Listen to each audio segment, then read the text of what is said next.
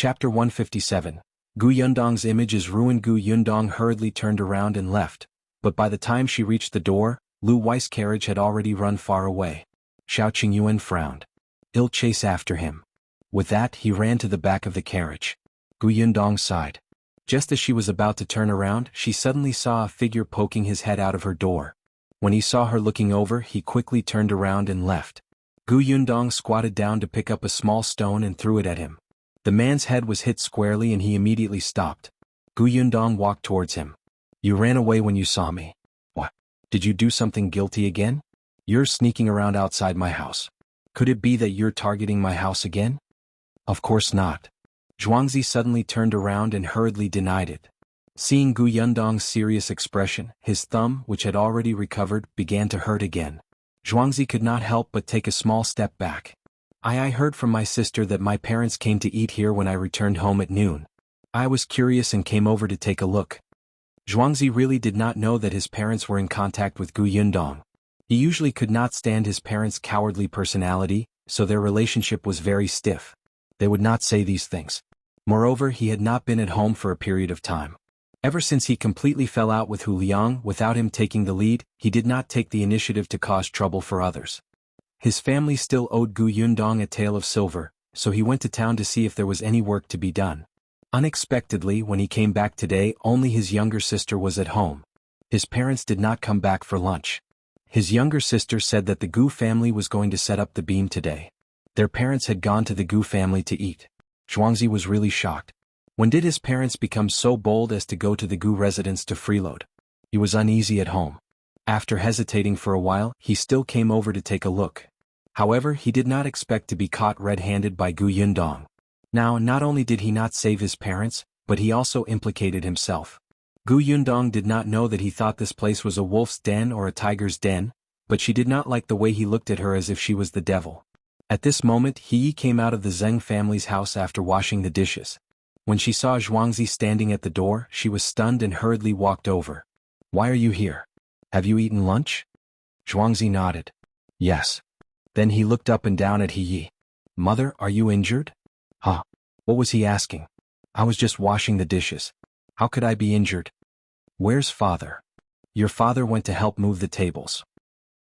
He should be back soon." The tables and chairs of the Gu family were borrowed from other families in the village. After cleaning up the utilities, they naturally had to return them. Gu Yundong was speechless. She finally understood that Zhuangzi treated her as if she was a demon. F*ck had her image been ruined to this extent? Gu Yundong could not help but rub her temples. She secretly took a deep breath and suppressed the violent emotions in her heart. Then she turned around and said kindly to Yi, "Auntie Yi, go in and drink some brown sugar water to warm up. I have something to tell Zhuangzi." Yi's impression of Gu Yundong had changed a lot. She knew that this girl was actually reasonable, so she nodded. "Okay."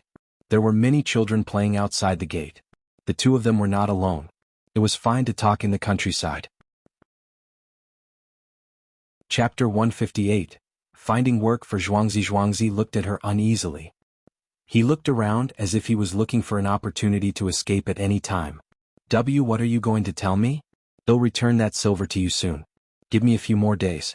"No, give me another, no, 2 months. Gu Yundong's mouth twitched. "Don't worry, I'm not asking you for the debt. I just want to ask you for a favor." "A favor?" Zhuangzi blinked in shock. She still needed his help? For some reason he felt a little proud. "That's right. If you agree, you don't have to return the money." All right. What favor are you talking about?" "I agree." She hadn't even said anything about the favor, but he dared to agree so quickly. Wasn't he afraid that she would make him commit murder and arson? Gu Yundong glanced at him and lowered her voice slightly. "Help me keep an eye on Qingyuan and her mother. See what they have done and who they are meeting." The moment she saw Zhuangzi, she felt that he was the most suitable candidate. He was a hooligan to begin with. He usually had nothing to do and did not work in the fields. Even if he wandered around the village all day, no one would find it strange. Moreover, Zhuangzi was quite smart. At the very least, he understood the situation better than Hu Liang. Zhuangzi was a little confused. Keep an eye on Qingyuan and her mother? What? Could it be that Madame Fong was finally having an affair with another man? Were they going to catch them in the act? Zhuangzi was a little excited. He was happy to do this. He had thought that there was something huge he needed to do. It was such a small matter. In order to add some gossip to the village, Zhuangzi expressed that it would not be a problem even if he was not allowed to drink or sleep. For how long? Gu Yundong did not know why he was so excited. A month. Based on her understanding of Gu Xian'er, if she was in cahoots with Qingyuan, she would not be able to resist the urge to do something bad within a month. Gu Xian'er was in the Peng residence, so it wasn't easy to keep an eye on her. Similarly, Gu Xian'er didn't have many chances to plot against her. As for Qingyuan, it was enough for Zhuangzi to keep an eye on her. Zhuangzi quickly calculated in his heart. Yes, it was only a month, but he could erase the debt of more than one tael of silver.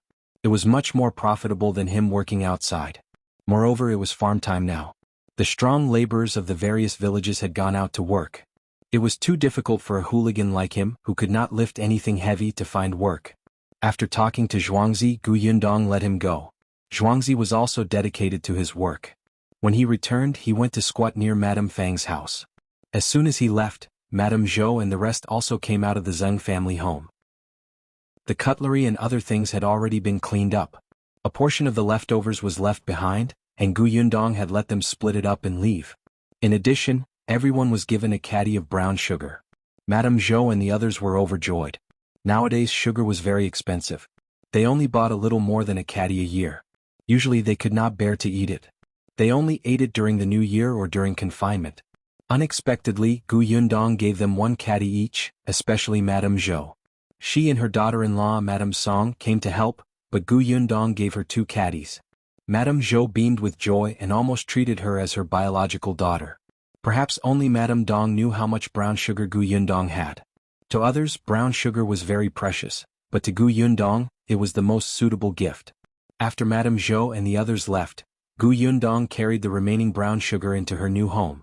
Shao and Yi were still waiting for her there. Chapter 159. Buying a small mountain. Shao and his wife did not know why Gu Yundong wanted them to stay. At this moment they were sitting upright in the central room and quietly looking at the brand new house. No matter what, living in such a house was enviable and comfortable. They did not know when they could build one. If they built a new house, Zhuangzi would not have to worry about getting a wife. However, they were still in debt.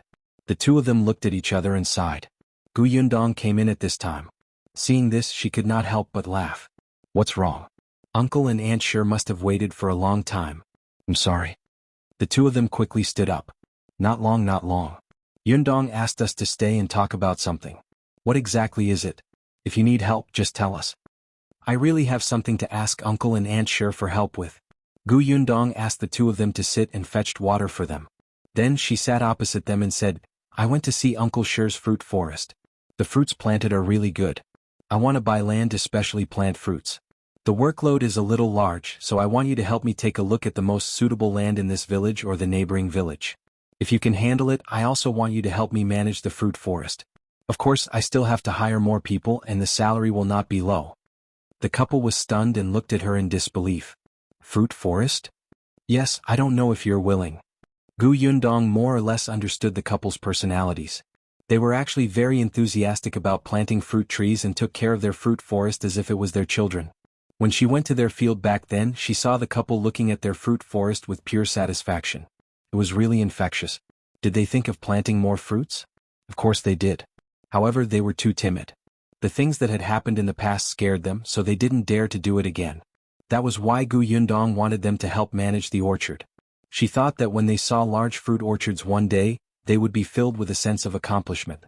As expected, the couple looked at each other with excitement in their eyes. How big? Shao asked. I can't tell how big it is now. It depends on whether there is land. Of course, the bigger the better, Gu Yundong said. Even if it was small now, she could buy more in the future. So, what kind of fruit tree do you want to grow? The soil needed for various fruits was naturally different. Some could be planted together, but some were not suitable.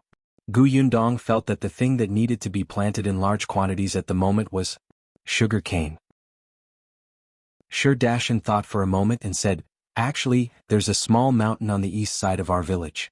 It's very suitable, but it's not very big. Really?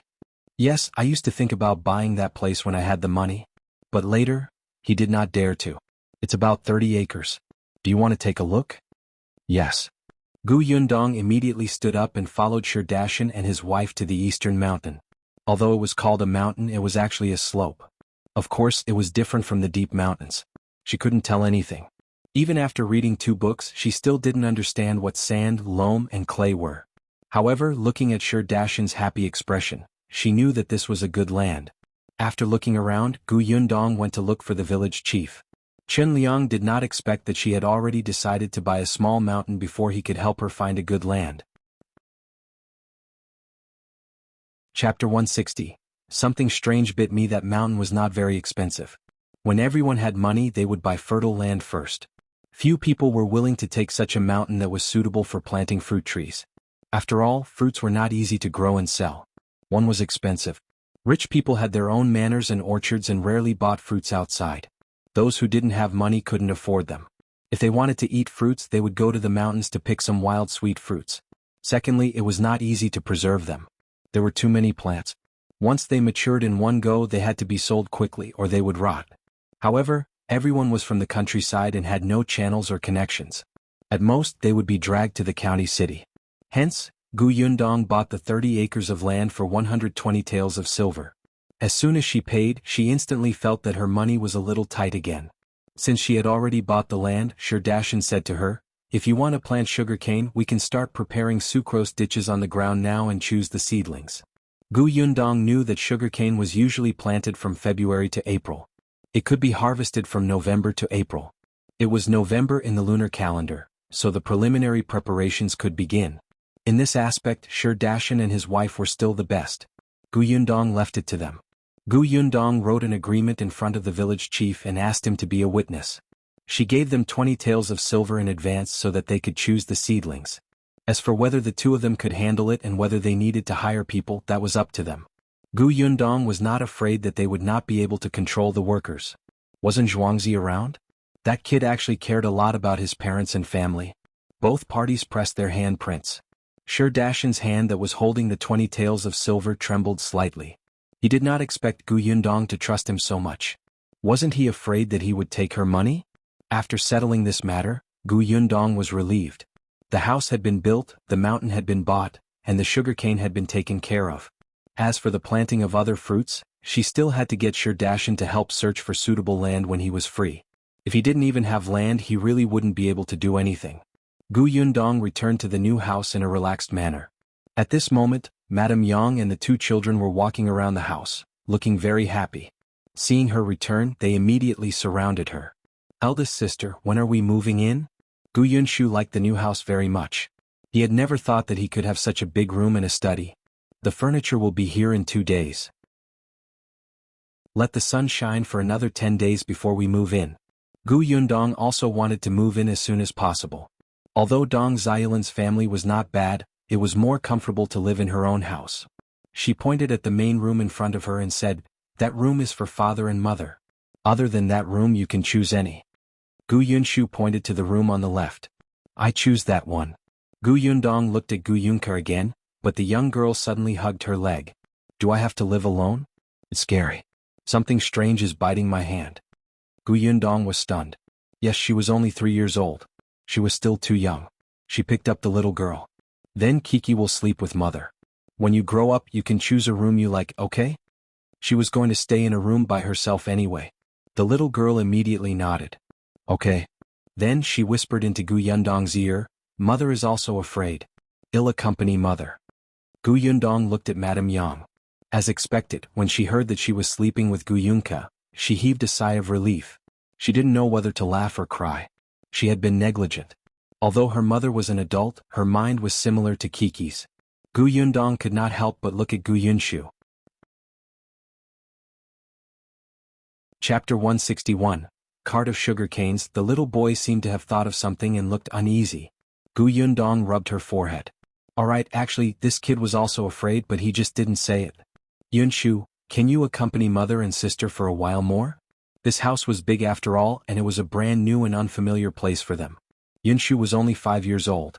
After the excitement of seeing a new house had passed, she still felt very uneasy. After all, in the old Gu family, their family of 5 only had 1 room. Gu Yunshu immediately puffed out his chest. "I'm not afraid. There was no such thing as ghosts." Yes, his father had once said that strange powers did not disturb the mind. What third uncle had said about hanging headless ghosts in the past was all lies. Of course Yunshu isn't afraid, but the weather is cold now. You'll catch a cold easily if you sleep alone. When spring comes you can stay in any room you want. Okay. Yunshu nodded vigorously. Then he lowered his head and quietly exhaled. Yundong immediately smiled. She took the two children's hands and walked to the room. She started talking about the decorations. Yunshu had carefully planned her room. There was a desk here and a cabinet there. Yunko was much simpler. The young lady was a little vain now and said that she wanted to plant flowers in the room. Previously, Zheng had brought her to the foot of the mountain to pick some wild flowers. She had brought back a lot and placed them in a corner, saying that they smelled good. Madame Yang didn't say anything. In any case, she would nod no matter what the two children said. By the time the family of four finished exploring all the rooms, it was almost time for dinner. Qingyuan had just returned, but there was a carriage behind him. He pulled the carriage into the backyard of Yundong's new house. She lifted the curtain and saw that it was filled with sugarcane. Yundong looked at him in surprise. There was still sweat on Qingyuan's forehead on such a cold day, but the corners of his mouth were slightly cracked. He smiled and said, "I've caught up with Liu Yi. Don't worry, he promised not to tell his family. He knows that you need sugarcane to make sugar, so he asked me to pull the sugarcane planted in his village." Yundong's mouth twitched. No wonder he came back so late. After some thought, she asked Qingyuan, "It's free, right?" "Ahem, of course." Qingyuan lowered his head slightly. He wanted to laugh but held it in. Yundong nodded in satisfaction. At least he knows a little about the ways of the world. She could help him win perhaps more shops later. She saw Qingyuan's travel-worn appearance and thought about how he had helped her keep an eye on Xian'er even though he hadn't eaten much for lunch. Later on, he had chased after Liu Yi to transport the sugarcane. She immediately felt a little guilty. She seemed to be ordering him around too naturally. Why didn't this person know how to refuse? "What do you want to eat tonight? I'll make it for you." Qingyuan thought for a moment and said in a low voice, "Egg fried rice." "All right, rest first. I'll be done soon." She rolled up her sleeves and went to the Zheng family's kitchen. Qingyuan looked at her back and shook his hand slightly. His eyes were deep and there was a smile on his lips. In the next 2 days the furniture for the new house arrived. Yundong also moved the sugar-making tools to the new house. After all, the courtyard here was big and there was a well. It was much more convenient. Liu Yi came again the next day. He said in a hurry that the Tao family had indeed gone to find trouble with him. He was beaming with joy as he recounted how he had tricked the Tao family. Just as Yundong despised him for spouting saliva, Sher came knocking on her door. Chapter 162. Qingyuan gave silver. Yundong secretly heaved a sigh of relief. She quickly escaped from Liu Yi's torment and ran out of the door. Sher was sweating profusely, but his face was filled with excitement. When Yundong let him in, he immediately waved his hand and said, "Yundong, didn't you say that you wanted to find more fruit forests? There are 50 acres of fruit forest in Peng village next door. A landlord in town urgently needed money and took them out to sell." Yundong's eyes lit up. Peng village was not far away and there were 50 acres. That was a rare opportunity. Sher continued, "That land was originally planted with fruit trees. It's a good land. It's just that the landowner doesn't know how to plant them, so the fruits they produce are astringent. 2 years ago they cut down fruit trees and planted some other things. The harvest wasn't very good, so they didn't manage it very well. Now that they're selling it, the price should be able to be lowered. It's just that the landowner asks the buyer to buy all 50 acres. This." At the end, Sher was a little worried. It would cost a lot of money to buy this land. He did not know if she had enough. Yundong also calculated the money in her heart. She could not help but frown. She was tight on money.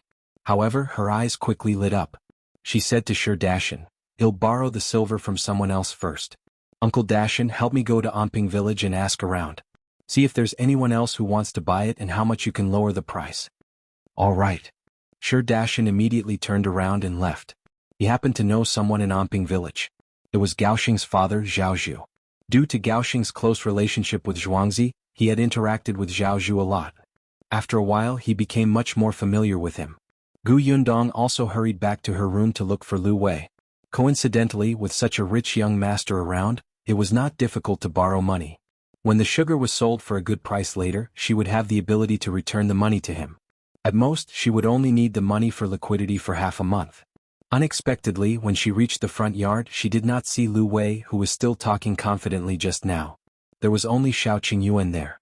"Where's young Master Liu?" Shao Qingyuan was holding a hoe and helping her rummage through the garden in the front yard.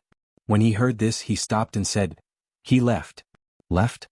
F***CK, who said that he would talk about tricking Tao for a day and a night. She had only turned around to talk to Uncle Dashin, and he had already left? Shao Qingyuan leaned the hoe against the wall. I think he suddenly remembered something urgent. "Why are you looking for him? He shouldn't have gone far yet. They'll call him back." With that, he was about to leave. Yundong recalled that he had also run to chase after Liu Wei, who was sitting in the carriage. In the end, he did not even eat lunch or dinner and looked exhausted. She hurriedly called out to him, "Wait, I'm fine." Although she said that, her brows were still slightly furrowed. Suddenly, she looked up at Shao Qingyuan. Yes, if Liu Wei wasn't around, wasn't there still Shao Qingyuan? Yundong immediately walked to his side with a smile and coughed lightly. There was an obvious purpose on her face. Shao Qingyuan raised his eyebrows. "What's wrong? Can you lend me some silver?" Not long ago, Shao Qingyuan had brought Liu Wei to the mountains to hunt 2 roe deers and a tiger. Liu Wei was generous and had promised to give him 100 taels of silver as long as Shao Qingyuan brought him into the mountains to hunt roe deers. In the end, Shao Qingyuan not only caught 2 roe deers but also a tiger. In the end, he even saved Liu Wei's life. Yundong did not ask how much money was given, but it was definitely a lot. "Wait for me." Shao Qingyuan didn't even ask why she wanted money. He turned around and returned to his house. Not long after, he came over with a box. "Here you go." Yundong was stunned. Wasn't this too straightforward? She slowly opened the box. The next second, her eyes widened. Chapter 163, Yundong's decision. Yundong raised her head in a daze and looked at the calm person opposite her. She reached out and took out the banknotes from the box. She counted them again and again. 800 taels. He actually had 800 taels of silver. This person was actually an invisible tycoon. In the entire Yongfu village, there was probably no one richer than him. But the problem was, you have so much money, yet you still eat dry steamed buns, live in a dilapidated house, and wear clothes filled with patches? Even if he didn't know how to cook, hiring someone shouldn't be a problem, right? There was no need to live like a refugee. Shao Qingyuan glanced at the banknotes in her hand. His eyes were as calm as if it was just a few ordinary pieces of paper. There was no emotion in them. After a while, he said, "It doesn't matter. I'm all alone." Yundong suddenly paused. She actually felt that his words made her heart ache for some reason. Yes, he had always been alone. He had no family or friends. Even in the Zheng family, he kept a distance from them. He was neither close nor on good terms with them. The people in the village regarded him as a ferocious beast. When children saw him, they would avoid him as much as possible. He was a loner. Whether he had money or not, it was meaningless to him. He just needed to eat his fill and wear warm clothes. He did not need a higher quality of life. Everyone called him a wolf cub, but Yundong had never seen him do anything to hurt others. Even if he did, it was someone else who provoked him first, or a hooligan like Liang. She didn't know why Shao Qingyuan's attitude was so cold even after his grandfather died, but she believed that there must be some unknown reason. Yundong tightened her grip slightly. For a moment, her mood became a little complicated. After a long time, she slowly exhaled and said, 300 taels should be enough for me. She took out 6 banknotes worth 50 taels and handed the box over.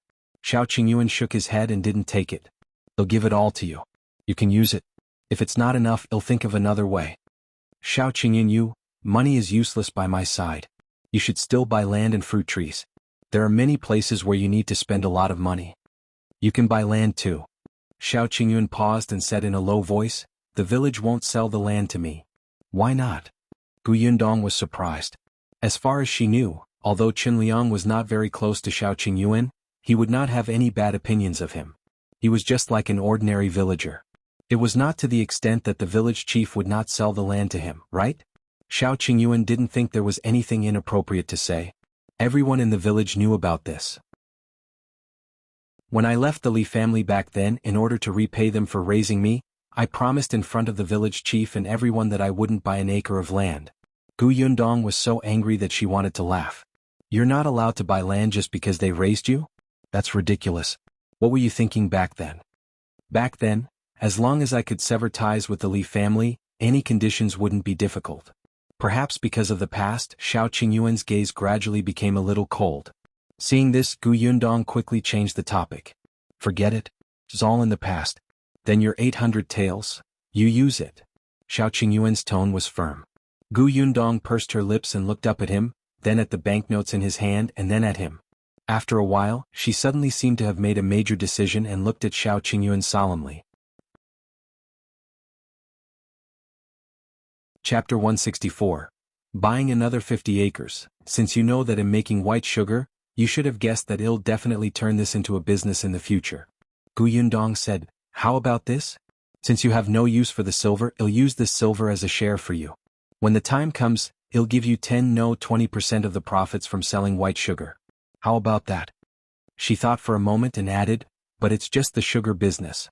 If I have other businesses in the future, you won't have a share. Gu Yundong had thought about it. She was the only one who knew how to refine white sugar. She had a lot of things to do. In the future she would have to make dried sweets and fruits. She would have to find someone she could trust to share the burden. Shao Qingyuan was alone without any relatives or friends. Moreover, he was brave and resourceful. He was not a soft-hearted person. Most importantly, she realized that this person had a tacit understanding with her. Working with such a person would save her a lot of trouble. Most importantly, she realized that Shao Qingyuan was very obedient. Of course, there was also her hidden selfishness. Shao Qingyuan was stunned.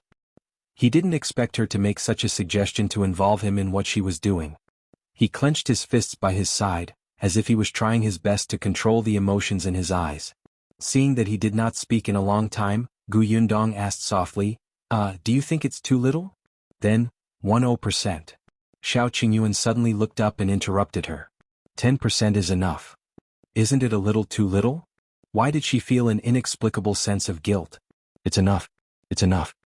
His eyes were bright as he looked at Gu Yundong and smiled. In the future, I'll do whatever you want me to do. There was no need to find an excuse. Gu Yundong was speechless. These words sounded strange. But the matter was settled. Gu Yundong received 800 taels of silver and signed an agreement with Shao Qingyuan. Gu Yundong immediately went to the neighboring village and bought the 50 acres of fruit forest. The crops in the field were indeed not good. She did not know how the landlord planted them. As the landlord was in a hurry, and very few people could buy 50 acres of land in one go, Guam Yundong's glib tongue kept lowering the price. In the end, they agreed on 8 taels per acre, which cost her 400 taels. Gu Yundong felt that this money was really easy to go. It went out in a flash. She asked Sher Dashan to help find fruit trees suitable for planting. She did not plan to plant sugarcane in these 50 acres. Once everything was settled, Gu Yundong focused on making sugar again. Liu Wei came again every 2 days to check on the progress, but he was chased away by Gu Yundong. If you come here every day, what if the Tao family finds out that something is wrong? If you expose white sugar in advance, you will lose your bet. Liu Wei suddenly reacted. Yes. You're right. I'll go back now. When I go back, I'll pretend that I'm at my wit's end and fly into a rage. I'll let them be smug for a few days. With that, he hurried home. The corners of Gu Yundong's mouth twitched. Now that she was working with Shao Qingyuan, she naturally handed him the method to make sugar. Since Shao Qingyuan dared to hand over all his assets to her, Gu Yundong naturally would not let him down. There was no need to hide the method of making sugar. It had to be said that Shao Qingyuan got the hang of it much faster than her. With his help, their speed became much faster. After another day, Gu Yundong carried more than 20 caddies of white sugar to the county city. Chapter 165. Little Liu Yi. Gu Yundong went to the Liu residence. Because of Liu Wei's instructions, she was not stopped when she entered. Liu Wei was very happy to see her. He was even happier to see the 20 caddies of white sugar. He took it and was about to leave. Gu Yundong could not take it anymore and kicked him.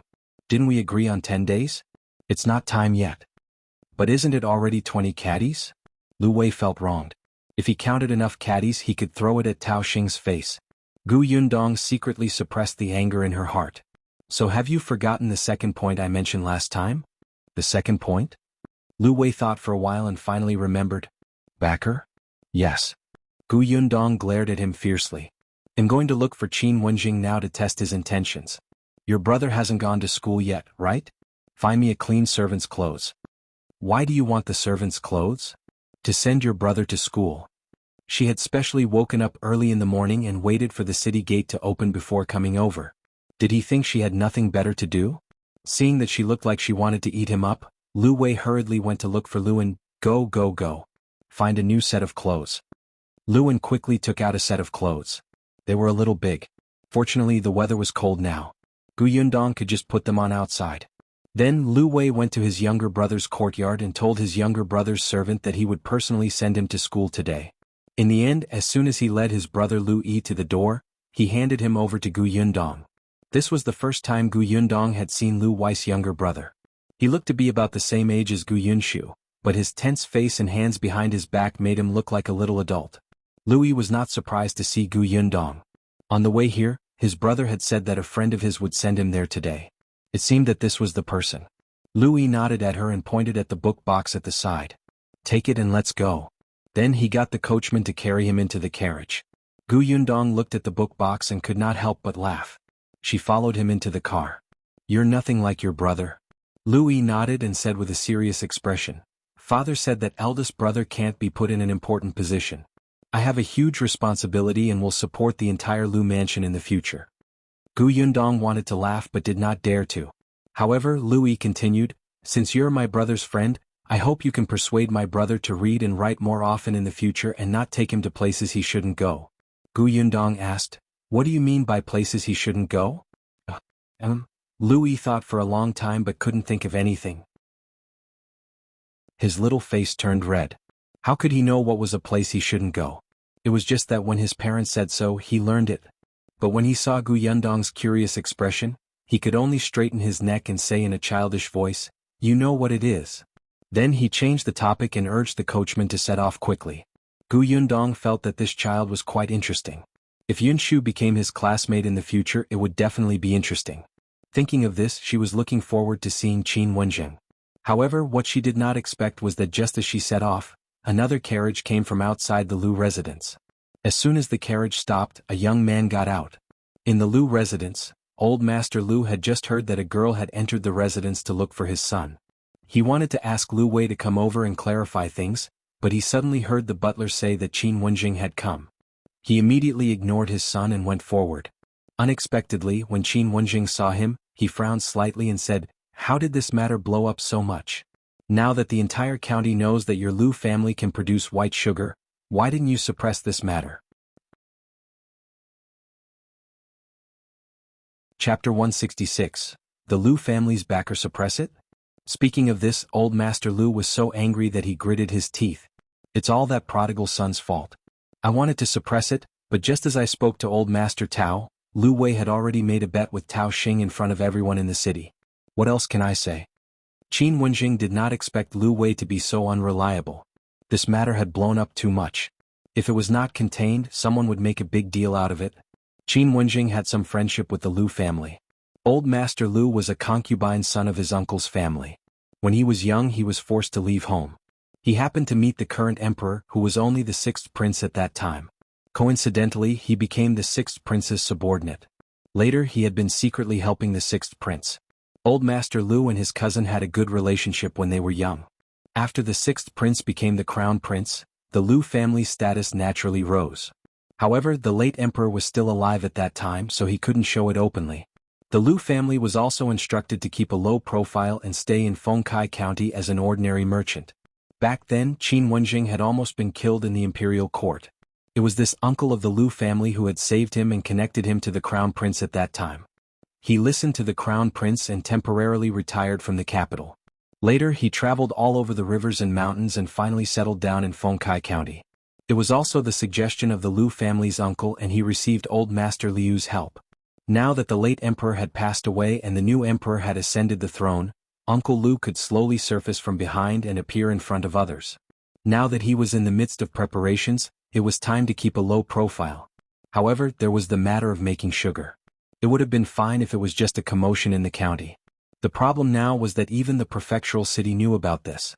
Early this morning, Prefecture Magistrate Dai had sent someone here to tell him that someone might make a big deal out of this. Wenzheng naturally did not want anything to happen to the Liu family, so he looked for Old Master Liu. Old Master Liu was so worried that his hair was going bald. I've gotten someone to investigate. It seems that a country girl has spread the news that she has the ability. I don't know what's wrong with Liu Wei. He even believed such words. Previously he was provoked by Tao Xing to bet on 2 shops. It's fine. Our family can afford the loss. Just treat it as a lesson. Who knew that 2 days ago he went to that Yongfu village and came back crazy? He went to teach his son a lesson, but this brat didn't let him interfere. He didn't even tell him what was going on and even found him annoying. He was simply an unfilial son. Indeed, it was a wise move for him to nurture his youngest son, Liu Yi. Actually, he had originally planned to get someone to go to Yongfu village today to find that woman. Previously, when he heard that a woman came to look for Liu Wei, Old Master Liu guessed that it was most likely her. Wenzheng also found it strange. He had seen Liu Wei before. Although he didn't like to study and wasn't smart, he wouldn't be so unreliable in the face of important matters. Where is he? I'll go see him. Wenzheng was thoughtful and felt that Liu Wei was a little strange. To blindly believe a woman's words, could it be that he had fallen into a relationship that he could not extricate himself from? Old Master Liu nodded repeatedly. All right, follow me. He was also about to look for him. The 2 of them hurried towards Liu Wei's courtyard. Unexpectedly, as soon as they stepped into the courtyard, they heard Liu Wei laughing loudly. That voice frightened Old Master Liu. Just as he was infuriated, he heard Liu Wei start singing. His singing was awful. Not only was he tone deaf, but he was also wailing like a ghost. Old Master Liu felt extremely ashamed.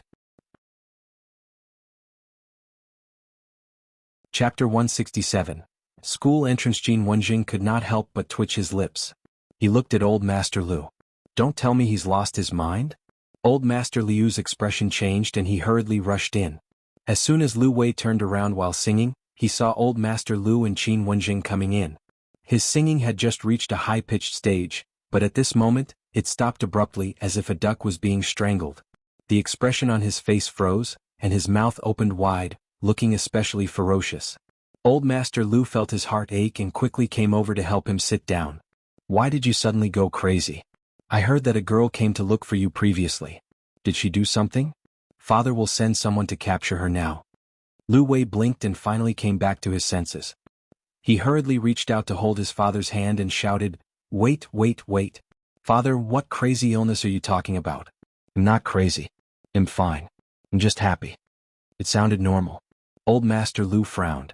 If you're happy, why are you shouting? Hee father, you don't know why I'm happy. Let me tell you No, I can't say it yet.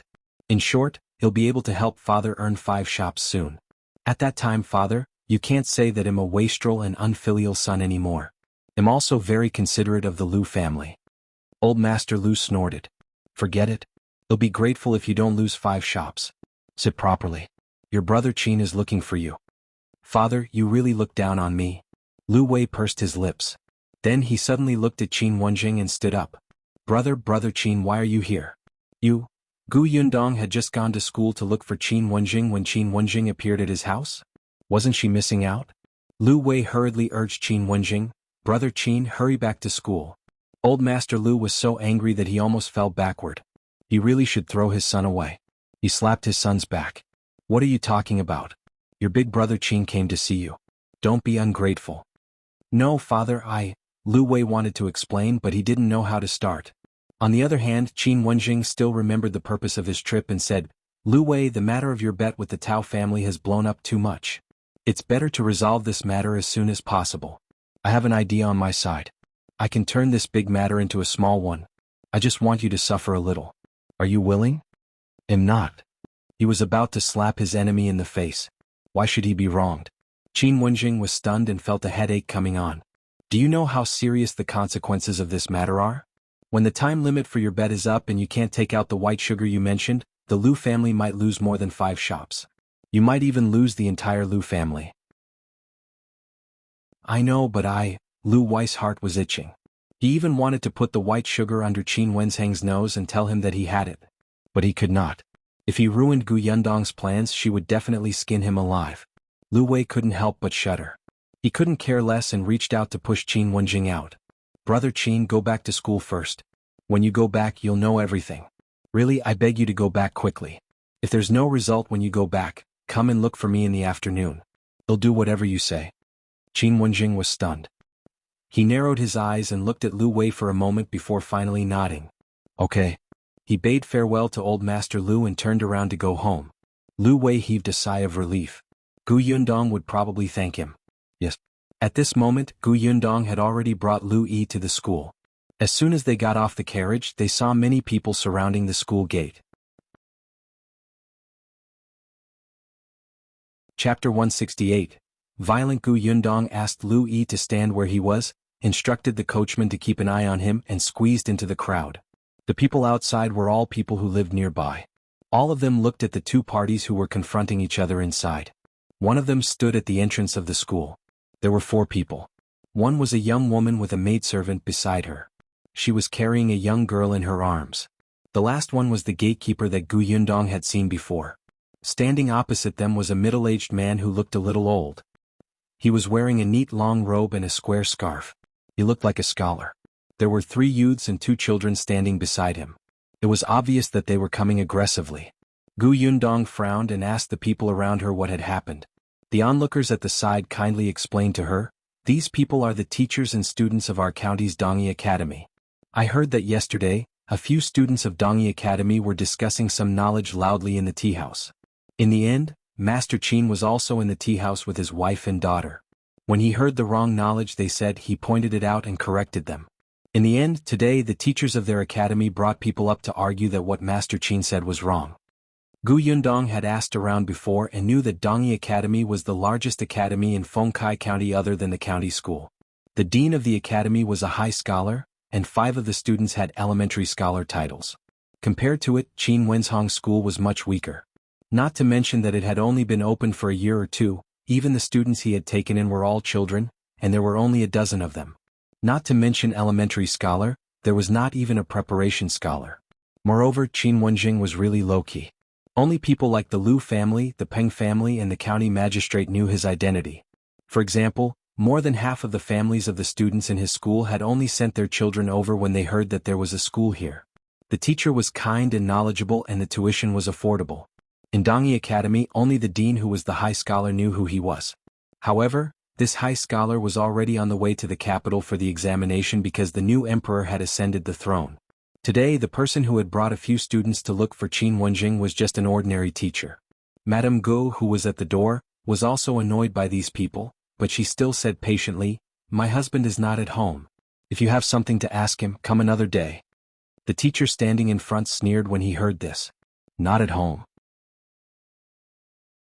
I'm afraid he knows that he said something wrong yesterday and doesn't dare to come out, right? To think that he's still a teacher who teaches and educates people. He doesn't have literature in his heart, but he has to pretend to be knowledgeable. A person like him doesn't deserve to be a scholar at all. Teaching and educating people is misleading them. I think if he doesn't become a teacher there's no need to open a school." Madame Guest's expression changed, but the students behind the master also echoed. Their words were each sharper than the other, and the onlookers began to whisper. This was clearly ruining her husband's reputation. Madame Gu couldn't help but take a step forward. "My husband doesn't have literature in his heart? What a joke. Why don't you go back and ask the dean of your academy if my husband is knowledgeable? Who doesn't know that our dean is not at the academy but has left for the capital for the examination? Don't talk about other stuff. We don't talk to a woman like you. Call Master Qin out. Don't hide inside and not make a sound." As the teacher spoke he approached. Madame Gu could not help but take a small step back.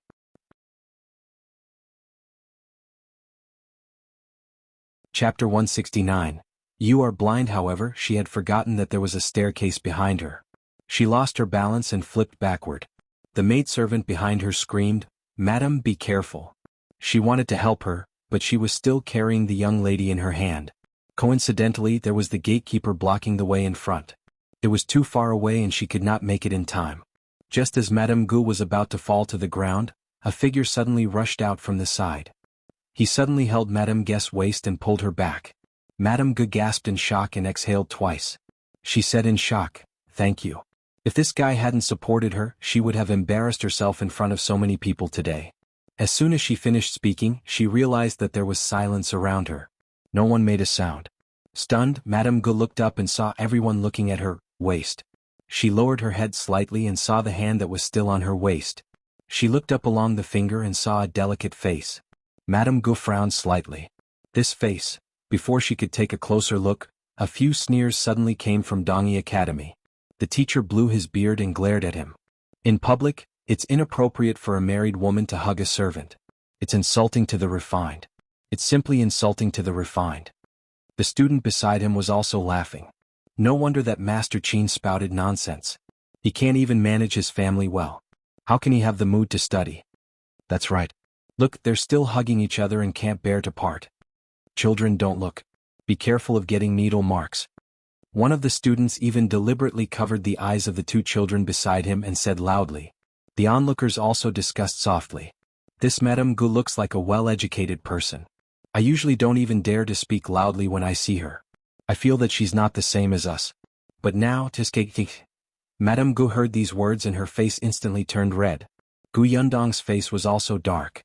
She straightened Madame Gu's body slightly and said in a low voice, Madam, stand properly. Thank you. Madame Gu lowered her head slightly and stood up. However, in the next moment, her body tilted again, and a painful expression appeared on her face. Gu Yundong subconsciously reached out to hold her waist again. What's wrong? She spoke softly and Madame Gu heard it clearly. Was a girl. Madame Gu secretly heaved a sigh of relief, but the sharp pain in her foot made her frown. I think my ankle was sprained. Gu Yundong immediately turned around and called out to the dumbfounded maidservant, Aren't you coming over? The maidservant suddenly came back to her senses and her face turned pale. She hurriedly put down the little girl who was struggling to call her mother and came up to grab Madame Gu's hand. Madam, how are you? Mother, how are you? Madame Gu shook her head and smiled at Gu Yundong. Thank you so much. Yo, you're still deep in love here. You've even developed feelings for each other after hugging for a long time? Mrs. Qin, I think your husband is useless. Look, he's still hiding inside and not coming out. Why don't you just marry this servant? Therefore, the words of a scholar who had read books were even worse when he did not have any grace. Gu Yundong let go of Madame Gu's hand and looked at the people from Dongyi Academy. The teacher laughed disdainfully. What? You did such an ugly thing in front of everyone and you're not letting anyone talk about it? *CK a bunch of ducks. Are you blind? Gu Yundong suddenly reached out and removed the hat on her head. Open your eyes and take a good look. Am a woman a woman? Chapter 170. Argument. Her silky long hair fell to the side, and her crisp voice exploded. The scene was deathly silent. Everyone seemed to have their acupoints pressed as they stared at her without moving. After a while, the master of Dongyi Academy suddenly came back to his senses. He shook his head fiercely and pointed at Gu Yundong. You're a woman? What? Not only are you blind but your eyeballs are also gone, right? The student behind the master couldn't help but exclaim, if she's a woman, why is she disguised as a man? Because I'm happy to. It's none of your business. Gu Yundong glanced at him and snorted. The master was so angry that he almost fell backward. His entire face was red with anger. How unbecoming.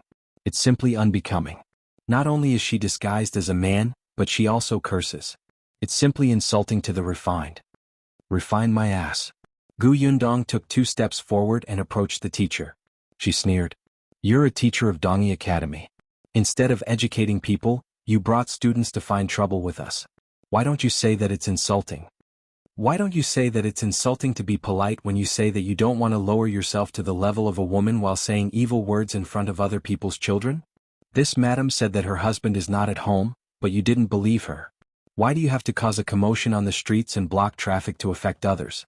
Why don't you say that it's insulting? Gu Yundong kept approaching. Her voice was crisp and sharp, making the teacher and the students unable to resist. They could only stare and retreat. You say that you're a scholar and yet you caused Mrs. Qin to almost fall, but you didn't even apologize. Instead, you pointed at me and criticized me for helping her. Have you read all your books? A person like you who doesn't respect others and doesn't know etiquette isn't called a scholar. You should be called a refined scumbag. The master could not even speak after being scolded. What did I say? Did I say something wrong? Even I know that when scholars visit, they should first send a visitation card and arrange a time and place before sitting down to talk about the past and the present. They should not bring a few students to the door of someone's house aggressively and talk nonsense to the old, weak, women and children. What's the difference between you and a street shrew? This time, not only the teacher but even the students' faces flashed with embarrassment and hatred. Gu Yundong raised her chin slightly and sneered. With your manners and upbringing, you've disgraced the Dongyi Academy and the scholars. You, a student flew into a rage out of humiliation. After holding it in for a long time, he suddenly said, nonsense. Indeed, only women and villains are difficult to take care of. The master nodded vigorously. You're right. The ancients were right. Only women and villains are difficult to take care of.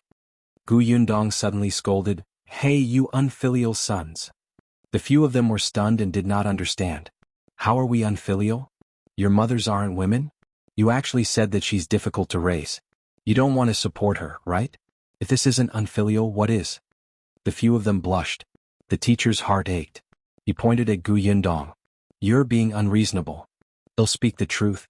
If you can't win, shut your mouth. What a disgrace. Gu Yundong slapped his hand away. The master's face gradually contorted. Suddenly he felt his vision turn black and his entire body fell backward. Master. The three students were shocked. They hurriedly supported him and glared at Gu Yundong before running away. Chapter 171. Becoming famous in one battle. Gu Yundong scoffed. If you have the ability, come and find trouble with me. If you have the ability, don't pretend to be unconscious, coward.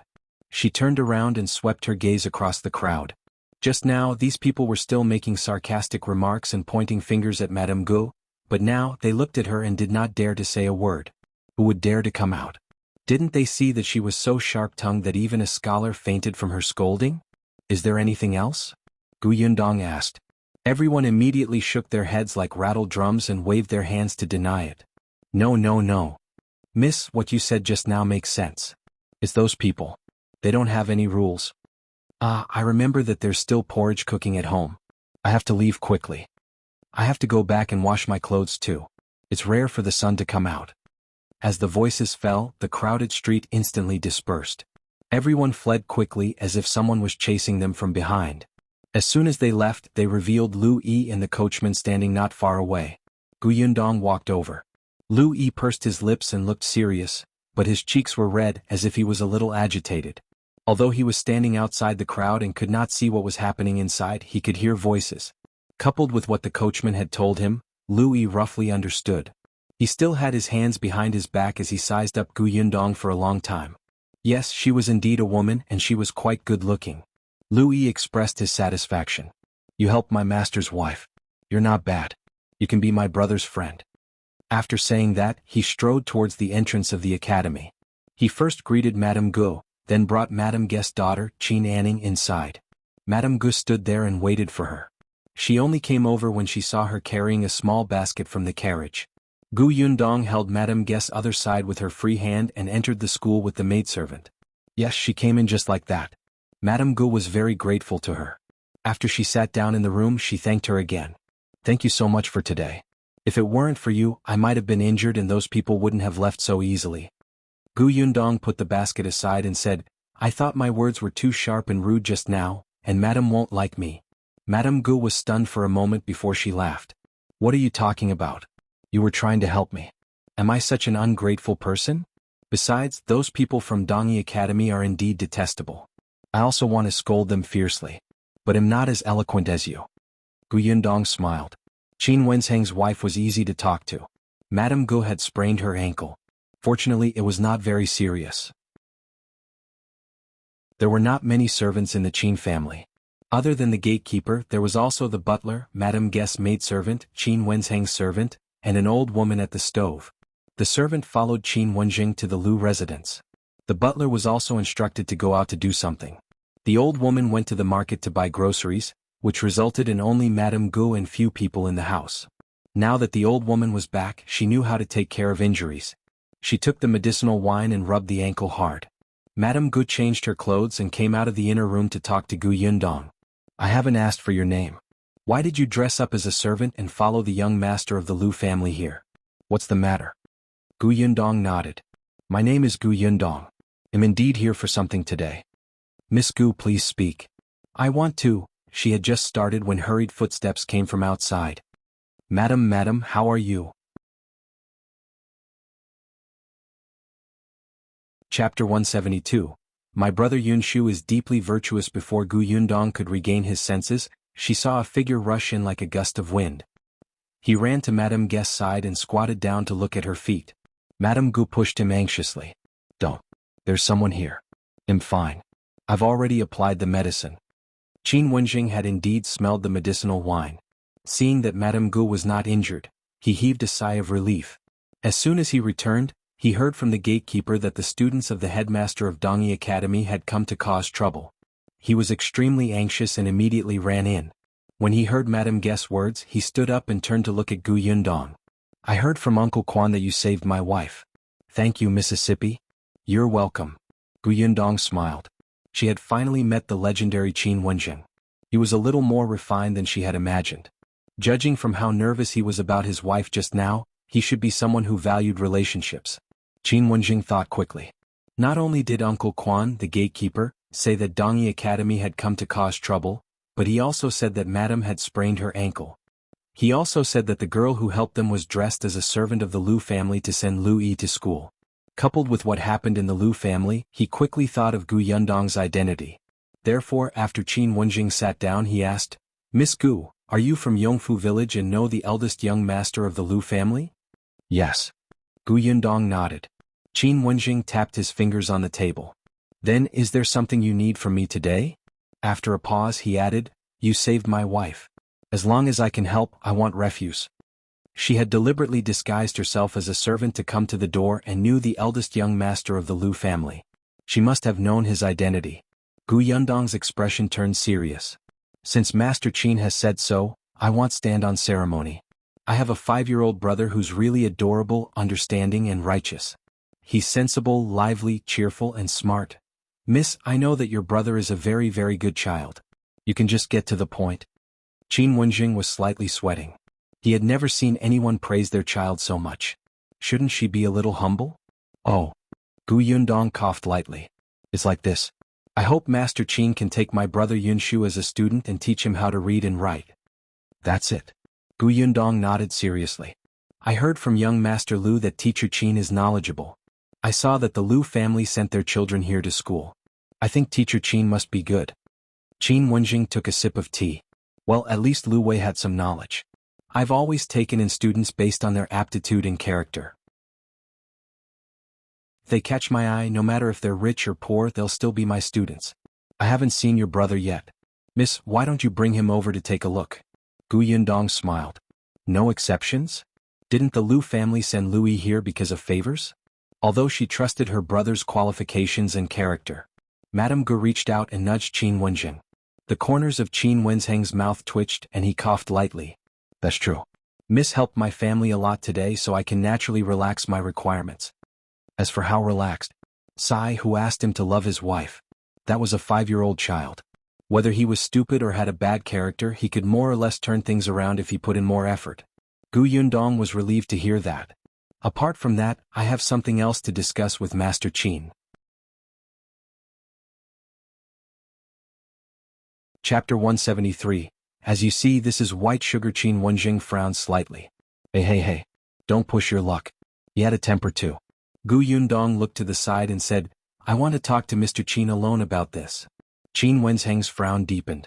However, he remembered that he also wanted to ask this girl if the Liu family's bet had anything to do with her, so he agreed. He asked the maidservant to bring his daughter out, and also asked the manservant who was originally standing at the door to leave. However, he did not let Madame Gu leave. I don't have anything to hide from Madame. If you have something to say, just say it.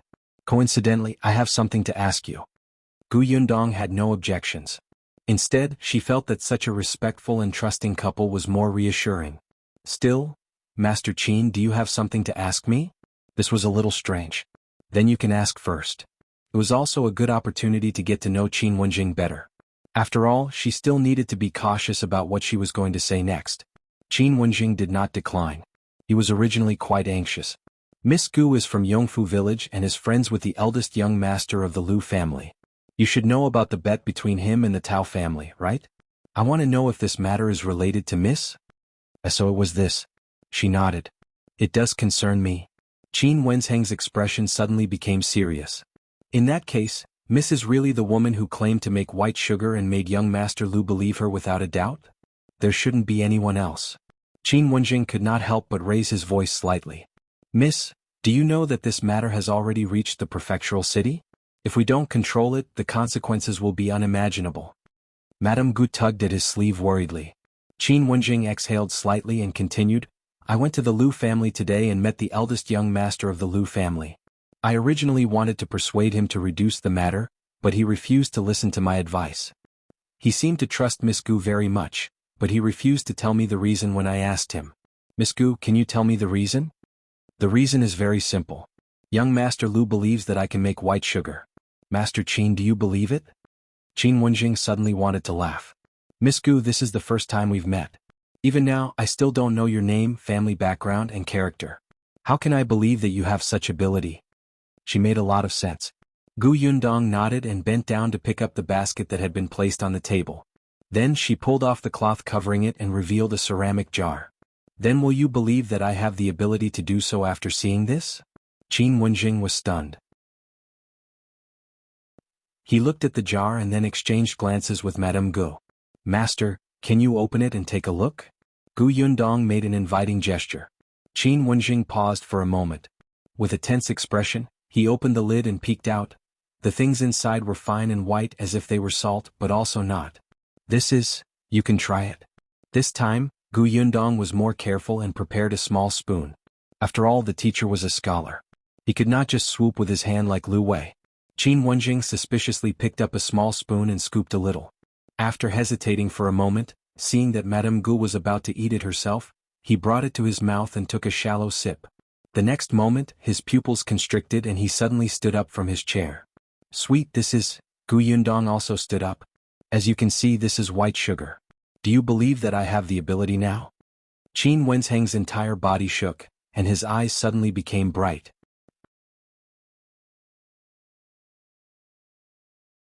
Chapter 174. Second suggestion. Gu Yundong's hair stood on end from his gaze. She had the illusion that she was shining. She calmed herself down and said, Master? Wenzheng sat down again and stuffed the spoon in his hand into his mouth. He ate the spoonful of sugar and closed his eyes. As if he was savoring the aftertaste, he carefully pursed his lips. Gu Yundong, can you not make it sound like you're doing drugs? When Wenzheng opened his eyes again, he was much calmer, but his eyes were still burning with ecstasy. He took a deep breath. Lady Gu, did you really make this? Yes. Good. You've made a huge contribution to our country. Contribution to the country? No. Gu Yundong smiled. Master, don't flatter me. I'm just an ordinary farm girl. I'm selling this sugar for money. I can't bear such a heavy burden. Mr. Qin's mouth twitched. Why wasn't she excited at all? But Miss Gu, you know that if you offer the formula to the imperial court, what you get will be far more important than silver. Gu Yundong nodded. Perhaps you're right. I can get fame, praise, a reward, and even be recorded in history books. Oh, it would probably be written that she was from the Gu family of Fengkai County and her name would not even be mentioned. Wenzheng nodded. Wasn't that very clear? Isn't that good? At least Wenzheng wanted such a reputation. Gu Yundong said, Of course it's good, but what about after the flowers and applause? I'm still Gu Yundong from Yongfu village. My formula is given to the imperial court, so I can't use it.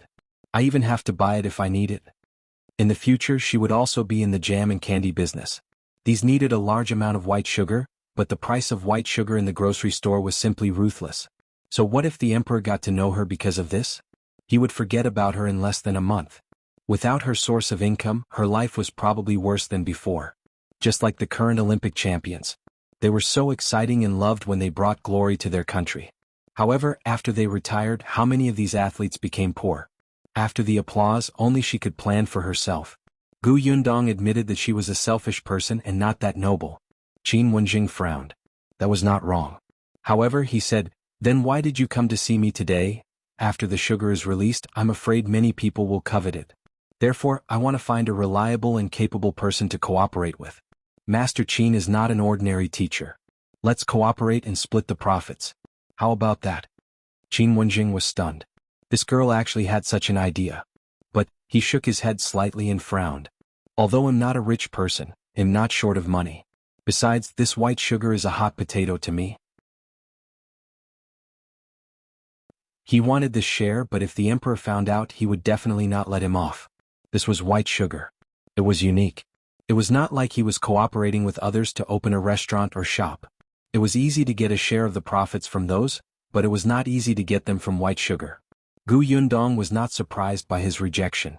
She smiled and said, "Master Qin, why don't you listen to my second suggestion? There's more?" Qin Wenzheng could not help but sit up straight. "Speak."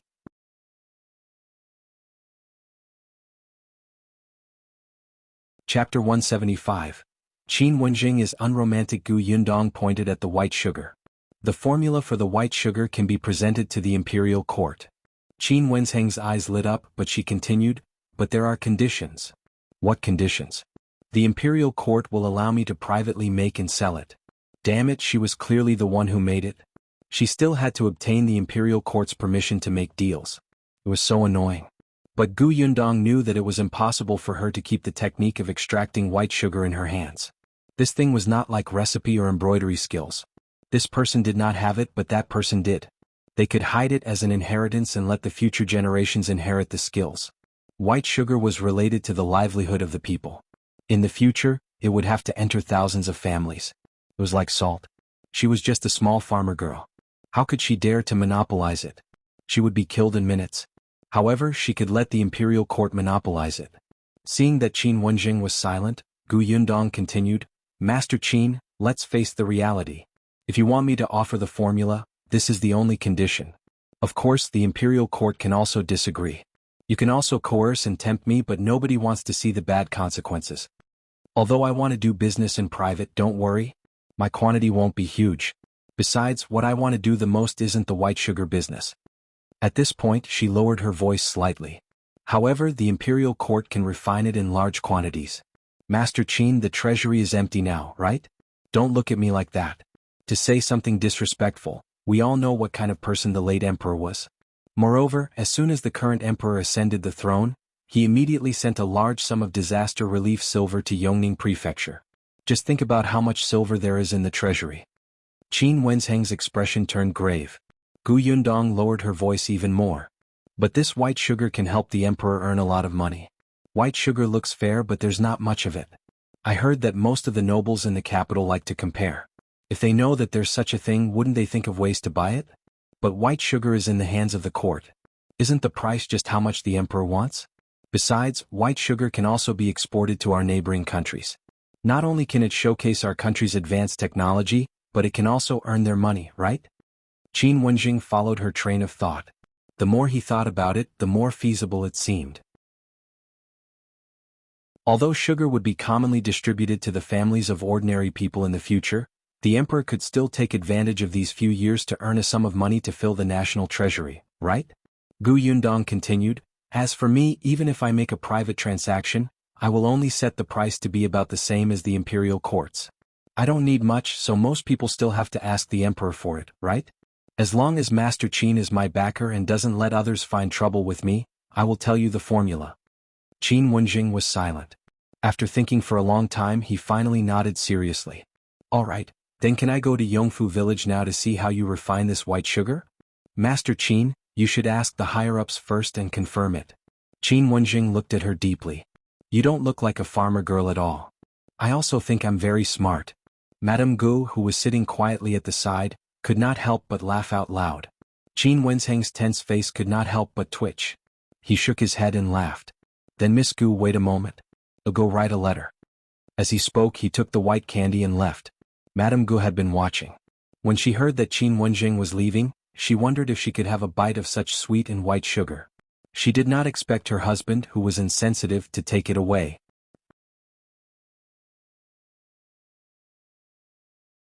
Chapter 176. Family goes to Yongfu village. Qin Wenzheng quickly finished writing the letter and got someone to send the jar of white sugar to the capital. After that, he returned and chatted with Gu Yundong for a long time. Madame Gu instructed the servants to prepare lunch and let Gu Yundong eat at the Qin residence before leaving. As soon as she left, Madame Gu asked Qin Wenzheng worriedly, "Will this matter work?" Qin Wenzheng looked at the distant carriage and reached out to hold Madame Gu's hand. He said in a low voice, "The emperor is a monarch who cherishes talent." Madame Gu understood that it was most likely possible. If that's the case, Miss Gu can privately manufacture and sell white sugar? That will attract a lot of attention. It won't be difficult for the people in the capital to find out. Speaking of which, even if Lady Gu gave the entire formula to the imperial court and did not care about it, those who wanted to find out would still be able to find out that she was the inventor. Don't worry. I've been in Fengkai County for a few years.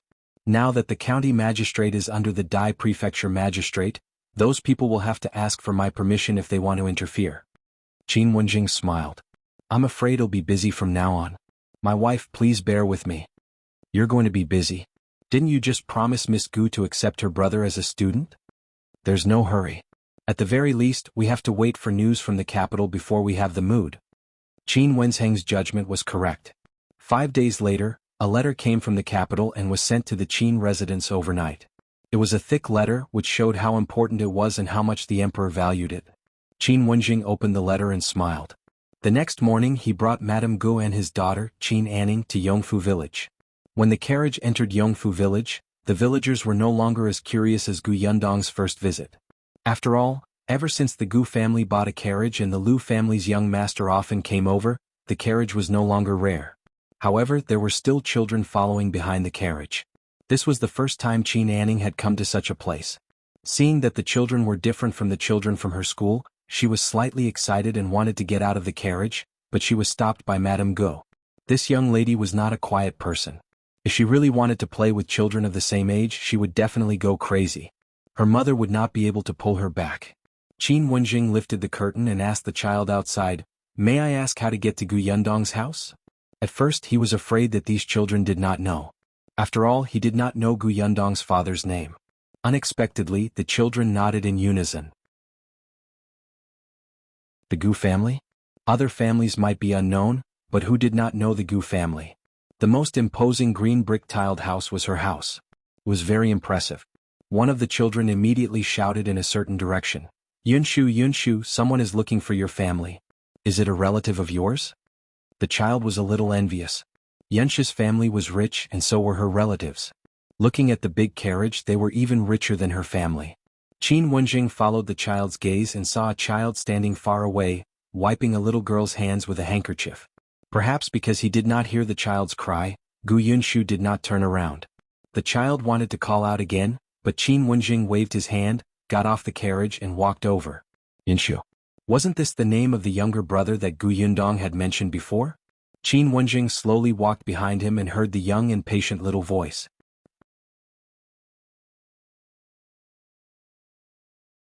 Chapter 177, Heart of Love for Talents. Let's see if you still dare to run so fast. Fortunately, your clothes are thick and you didn't fall too hard. If you fall and hurt yourself, won't you cry? Don't run next time, understand? If you want to find me, just call me loudly. Will I not wait for you? Gu Yunshu carefully wiped her palm with a handkerchief. She had probably hit a small stone and it was a little red. Fortunately, her skin was not broken. The little girl's eyes were red, but she shook her head hard. I'm not running anymore. Give me 2 puffs. As she spoke, she stretched out her small hand. Gu Yunshu seriously blew on it twice. Then the little girl smiled in satisfaction. All right, it doesn't hurt anymore. Let's go home and change your clothes. Gu Yunshu held her small hand. Unexpectedly, just as he turned around, he saw Qin Wenjing standing behind him. Gu Yunshu blinked. What can I do for you? Qin Wenjing quietly listened to the siblings' conversation, and his impression of this child improved a lot. Such a young child usually ran out to play with his friends.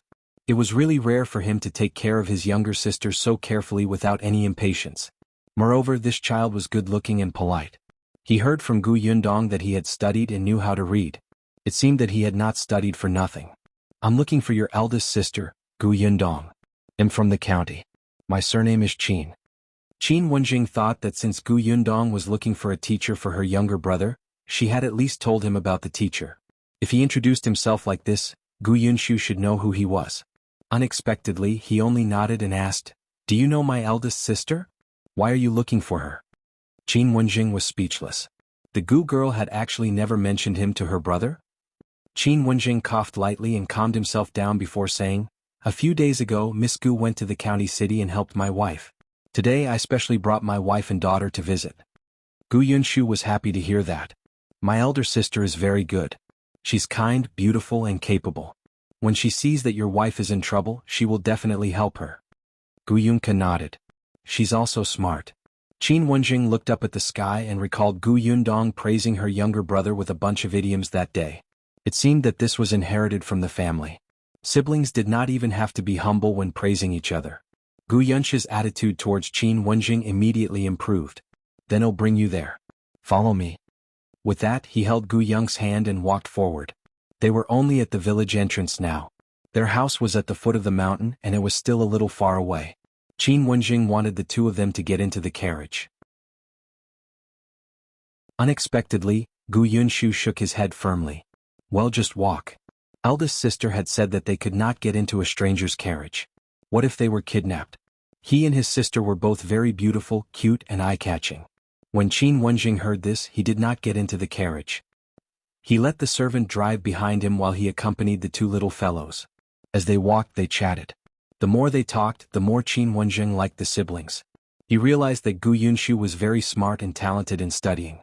In addition, he had a good character. Qin Wenjing developed a love for talent and wanted to nurture him well. They soon arrived at the foot of the mountain. Although the Gu family had not moved to their new home, Gu Yundong was usually here during the day. Hence, Gu Yunshu brought them to the entrance of the new house and shouted, eldest sister, a Mr. and Mrs. Qin from the county city are here to look for you." Qin Wenjing, on the other hand, stood where he was, staring at the green brick-tiled house in front of him with slightly widened eyes.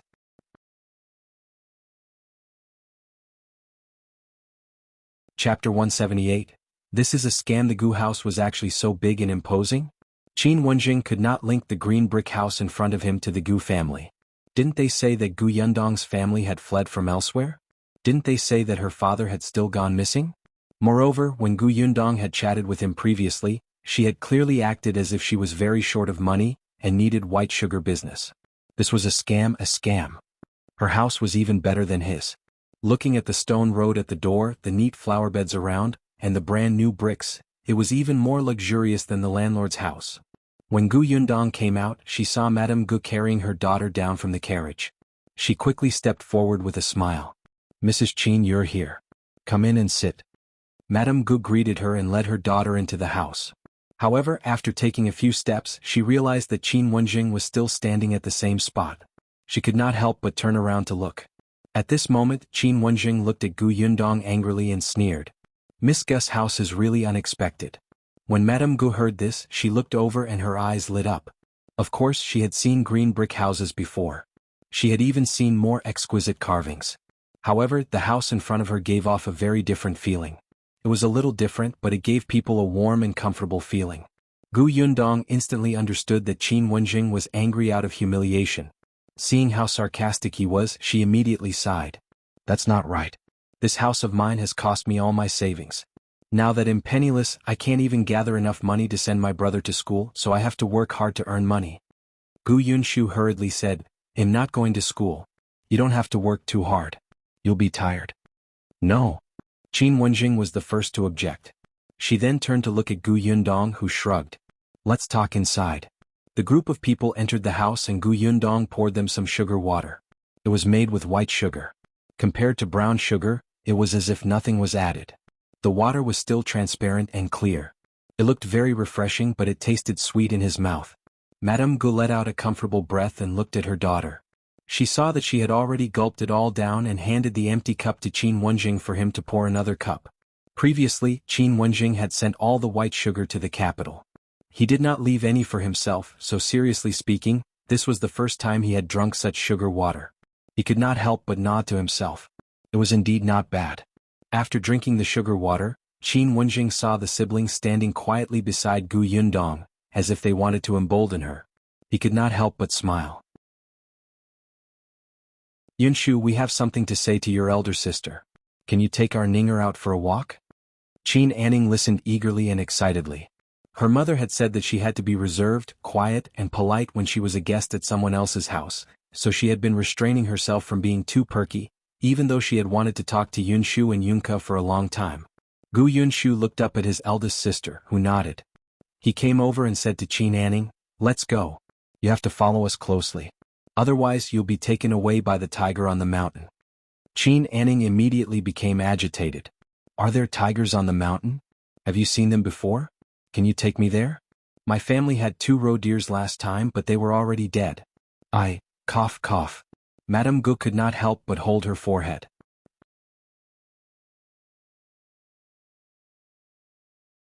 Chapter 179. Let me do it. After the 3 children left, Qin Wenjing said, "There's a reply from the capital. The emperor has agreed to your conditions. Moreover, the emperor has also instructed that Lady Gu can create and sell as much as she wants. No one will come looking for trouble with you." Of course, the people here referred to those high-ranking officials and nobles who wanted a share on the surface, including people like the Tao family in the county. However, Gu Yundong still had to pay attention to those despicable people. Qin Wenjing would try his best to help. This couldn't be helped. Since he wanted to do business, he couldn't avoid these troublesome things. Not to mention Gu Yundong, even if it was someone like the Liu family, there would also be someone secretly causing trouble. They would even plant spies to disrupt the family's business. Gu Yundong knew that he was bringing her good news. She immediately nodded. "Then I'm relieved. Since it's confirmed, do you want to see the process of making sugar?" Of course. Qin Wenjing was a little excited. He had been looking forward to it for a long time.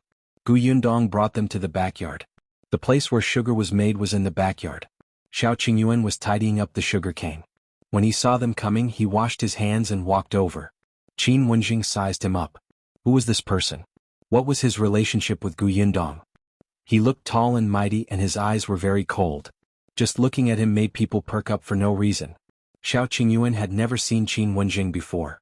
When he accompanied Liu Wei to school, he only followed the butler to help bring the roe deers to the kitchen and then went out.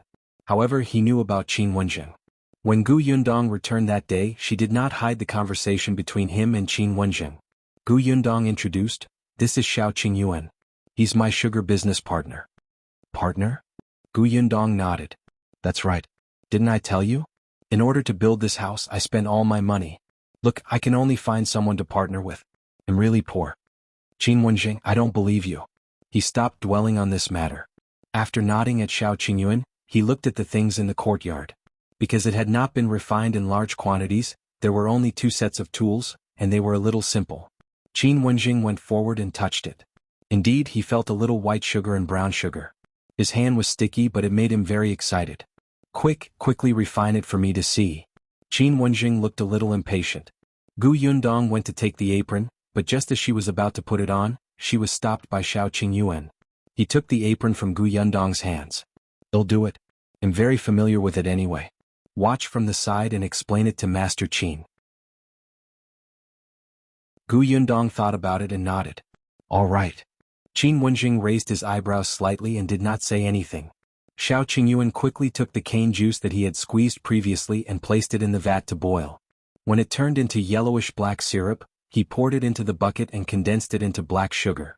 Then he placed a tile funnel on a vat and plugged the funnel with straw. He poured the black sugar into the funnel and waited for the black sugar to form a block before removing the straw. Then he poured the black sugar in the funnel with yellow mud water.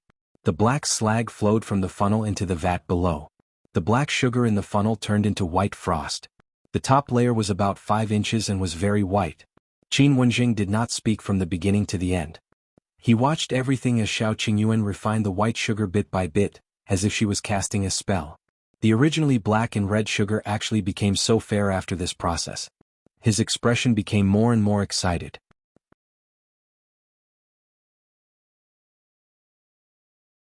Chapter 180. Yunshu's teacher Shao Qingyuan only stopped after doing all this. Beside him, Qin Wenzheng's breathing could not help but slow down. "Good. That's great." He immediately wanted to try it himself. Seeing that it was getting late, Gu Yundong quickly stopped him. "Master Qin, have lunch first before you try. Otherwise, everyone will go hungry if you keep working." Qin Wenjing suddenly came back to his senses and left the backyard reluctantly. Lunch was still at the Zheng family's house.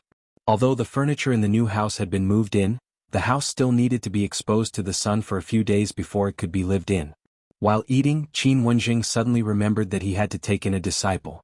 He took the opportunity to ask Gu Yunshu if he wanted to go to school. Unexpectedly, the little guy shook his head. "My family is poor. If you don't charge tuition fees, independent Illinois go." After spending an entire morning with Qin Anning, he finally knew Qin Wenzheng's identity. Qin Wenjing almost choked on his own saliva. "You're quite reluctant. Unexpectedly, Gu Yunke nodded as well. Our family is poor. Too poor. The others present lowered their heads silently. Perhaps everyone had a different understanding of poverty? Xian'er tilted her head and glanced at the candy in her hand. Could a child from a poor family casually take out such a good-looking orange-flavored candy to her friend? If she didn't have it, wouldn't her family be even poorer? Wenzheng could only look at Gu Yundong. The latter felt that Yunshu still had to respect the teacher. Besides, Wenzheng had helped her a lot. It was not good to disrespect him too much. Otherwise, what if he flew into a rage out of humiliation? Hence, Gu Yundong wiped her mouth and said solemnly, Yunshu, meet your teacher.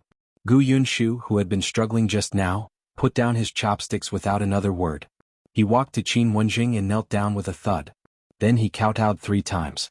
Greetings, sir. Wenzheng was speechless. This child's movements were so fast that he did not even have time to react. The others present stopped what they were doing and looked over in a daze. The Zheng family widened their eyes. This was a teacher of the school? The teacher of the school had personally come to the Gu family to take Gu Yunshu in as a student. How smart was he? Zheng Jia and Zheng Yu looked at Gu Yunshu enviously. It was great that Yunshu could go to school. They had actually learned some words from Gu Yunshu over the past few days. They were already very satisfied. Wenzheng laughed and reached out to help Gu Yunshu up. He patted his shoulder. Good. You're a smart child. How about this? I still have something to do these few days. You can report to school in 3 days. Yes. Yunshu nodded vigorously and turned to look at her elder sister. His little face was red. Gu Yundong knew that even though he had always said that his family was poor and he did not need to go to school, he still yearned for it. From now on, study well with Master Qin. Master Qin is knowledgeable. You won't lose out if you follow him. Wenzheng glanced at her. Why did these words sound so awkward? Was it because he was knowledgeable that he would not suffer a loss, or was it because he had a strong backing? Gu Yundong pretended not to notice his gaze. She pulled Gu Yunshu back and asked everyone to continue eating.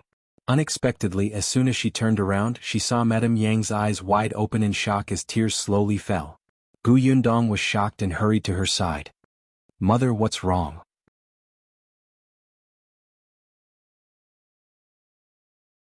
Chapter 181. Madame Yang cries. For some reason, Madame Yang could not help but cry when she saw Gu Yunshu had a teacher. She looked at Gu Yundong blankly.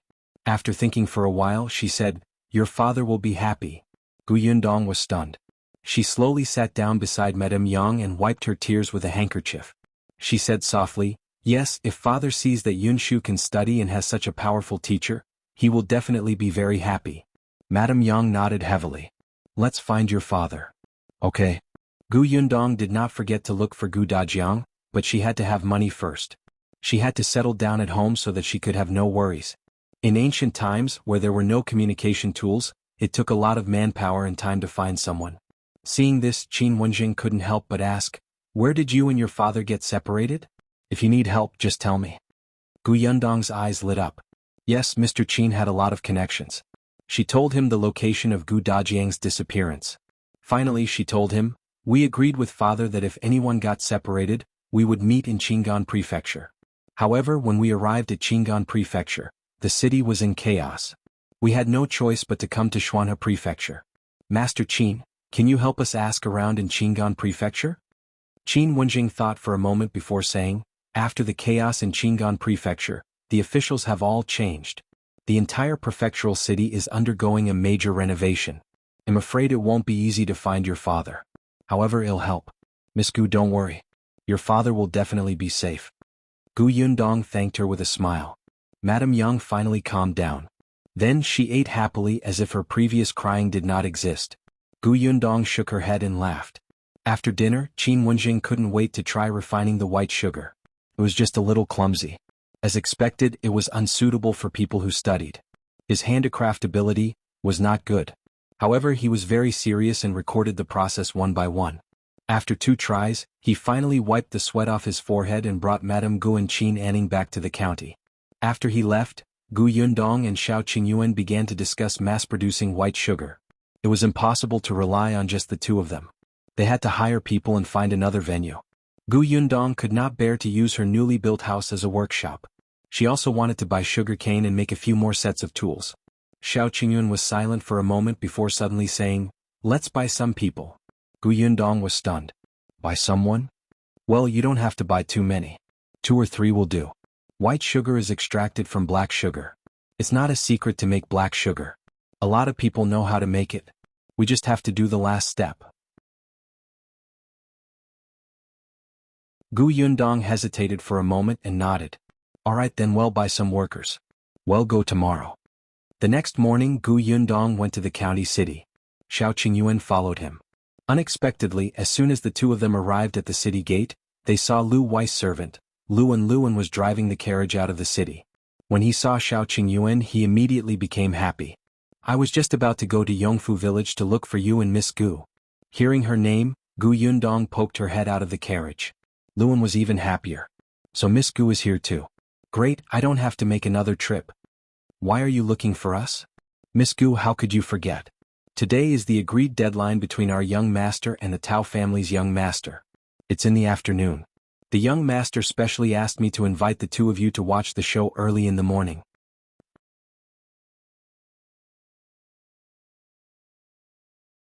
Chapter 182. Buying Workers. Gu Yundong calculated the time. "It was really today. In the afternoon? Where?" Luan replied, "Yes, early in the morning at Jinshu restaurant in the city." The Liu family was mainly in the business of restaurants. Jinshu restaurant was the largest restaurant in Fengkai County. Of course, the Liu family also had various shops under their name. They sold snacks, pastries, and even groceries. "All right, I understand. We still have something to do now. Well, go over at noon. Tell your young master to keep a seat for us." Luan hurriedly asked, "Miss Gu, what's the matter? Do you need my help?" Gu Yundong thought about it. Luan was more familiar with the county. She could save some effort by asking him. She asked, "Do you know which broker shop in the county has a fair price? Is the broker's reputation good?" Luan was stunned. "Miss, you want to buy servants?" "That's right. Miss, you've asked the right person. The Liu family has interacted with a few brokers in the city. The most fair one is the official broker Hulu Alley in the city. There's a Granny Chow among them, and the people she trains are not bad. She has a conscience. She tells the identity and background of the servants clearly. She won't hide it from you. As for the price, it's a little more expensive than those private brokers, but it's worth it." Gu Yundong knew what to do. "All right, thank you. I'll go to the brokerage first and come to the restaurant later. Then I'll go and reply to young master. Miss, take your time. If you need anything, feel free to come to the restaurant and look for my young master." Luan drove the carriage away. Gu Yundong and Shao Qingyuan discussed for a while and went straight to Hulu Alley. If there were no suitable ones over there, it would not be too late to take a look at the others. Hulu Alley was very lively. Although it was called an alley, the road was very wide. Their carriage could directly rush to the entrance of the brokerage. When Gu Yundong came down, she immediately said that she was looking for Granny Chow. The people inside knew that this was most likely introduced by an acquaintance, and they immediately went to look for her. Granny Chow was in her 40s. When she came out, she did not waste any time. She brought Gu Yundong to the backyard. Then she called everyone out and let Gu Yundong and Shao Qingyuan take a look first. Gu Yundong's main purpose in buying people was to help refine the white sugar. Furthermore, she would sign a death contract. After looking around, her gaze finally landed on a family with the surname Tong. According to Granny Chow, this family of 6 used to be servants of a large family in the county city. That family had moved away some time ago and could not bring many servants with them, so they sold a portion of them. The Tong family was among them. It was said that in the previous master's house, the Tong family was also diligent in their work. However, they did not know how to suck up to their master and could not get close to the master's house, so in the end they were not taken away. The Tong family had an old man and a mother. They were both 46 years old this year. The couple had 2 sons. The eldest son was 30 years old and had married a woman. He had a 14-year-old daughter. What surprised Gu Yundong was that this daughter was very strong, even though she ate a lot. The younger son was 25 years old. It was said that he had a wife before, but that wife found him boring. In the end, she climbed into the bed of the young master of the family and became his concubine. Upon hearing this, Gu Yundong roughly knew why this family had been sold by the previous owner. This concubine must have put in a lot of effort. Gu Yundong asked them a few questions. For the time being, she did not feel that there was anything bad about them, so she bought them. Because they were all strong laborers and were healthy, the 6 of them had cost 70 taels of silver on Gu Yundong, and that was because Granny Chow had given a discount.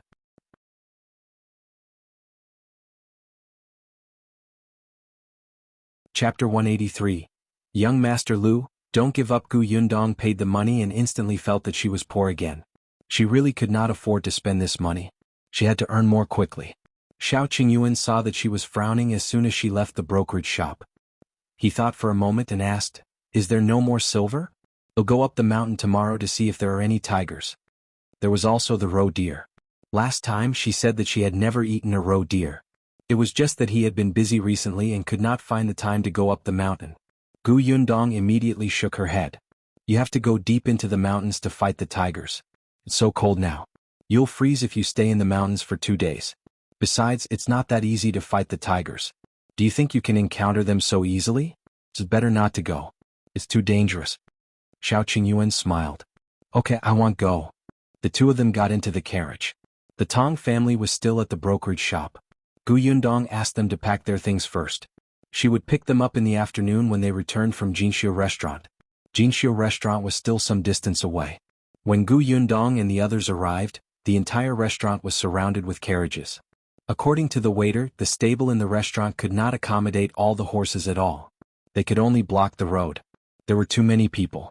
Previously, Gu Yundong had only heard that this bet had blown up quite a bit. Now it seemed that it had blown up too much. How much did Liu Wei hate Tao Xing that he wanted the entire county to see him being humiliated? No wonder even Qin Wenzheng had made a move to persuade her to stop this bet. The waiter had received Liu Wei's instructions and brought Gu Yundong and the rest to the best private room on the second floor. After knocking on the door, a weak voice came from inside. "Come in." Gu Yundong and Shao Qingyuan looked at each other. What was going on? The two of them pushed open the door and entered. Unexpectedly, as soon as she entered, she saw Liu Wei hanging his head low and looking dejected. Even his hair was messy and his clothes were messy too. He looked like he was in pain. "What happened to you?" Gu Yundong asked softly. Did something happen to the bet? Should she comfort him? When Liu Wei heard her voice, he suddenly raised his head. His movements were so fierce that he almost twisted his neck. In the next moment, the dejected look on his face disappeared and he exhaled. "So it's you guys." He wiped his hair and crossed his legs. He looked like an arrogant profligate son, completely different from his previous image. "Who did you think we were, then?" "I thought that Tao Xing and the others were here to laugh at me in advance, so I deliberately pretended to be defeated and had nothing to live for to make them happy. That way the happier they are now, the worse they will fall later." Ah. This person's bad taste was quite strong. Gu Yundong sat at the table and poured himself and Shao Qingyuan a cup of tea. She reached out to open the window. Liu Wei immediately stopped her. No, no, no. There are so many people downstairs. If everyone sees how confident I am later, it will be boring." Gu Yundong could only retract her hand and ask him, "Is there anything delicious in your restaurant?" "I'm hungry. Let's eat first. There are still more than 2 hours left." "Yes, I'll get someone to serve the dishes immediately." As he spoke, he opened the door of the private room with messy hair and shouted to the waiter outside, "Serve me the signature dishes of the restaurant. Hurry up." 2 young masters happened to pass by outside the door. When they heard this, they immediately smiled. "Young Master Liu, you clearly know that you're going to lose, so you're starting to give up on yourself? There's no need to waste the food, right?"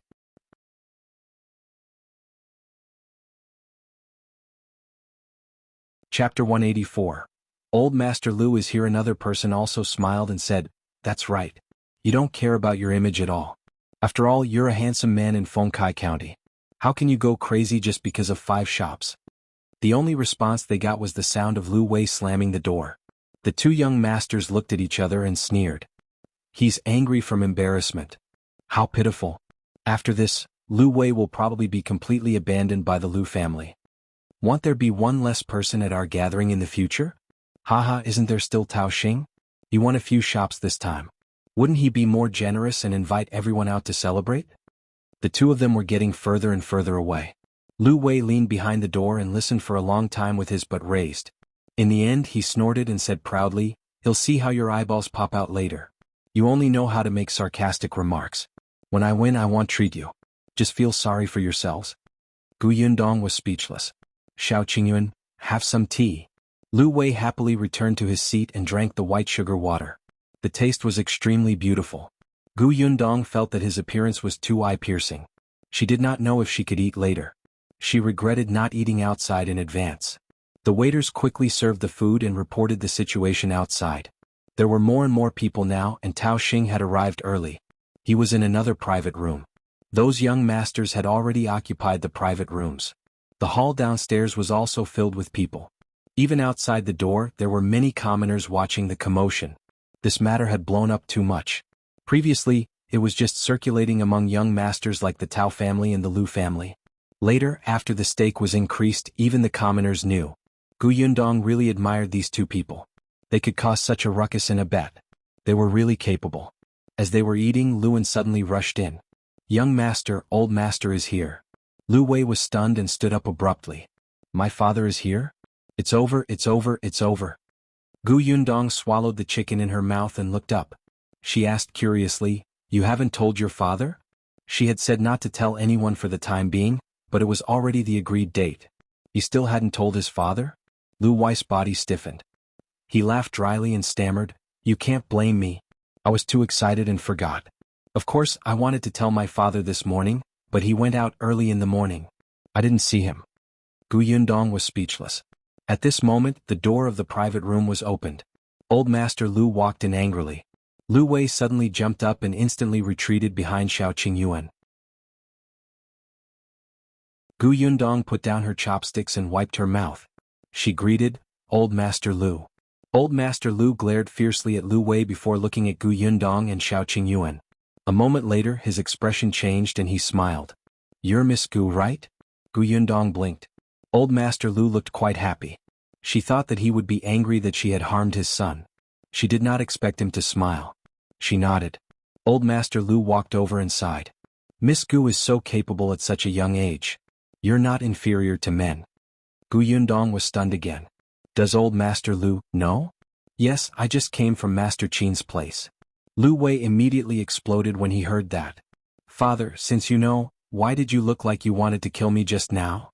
If I don't put on an act, will the people outside believe that you're going to destroy my family assets?"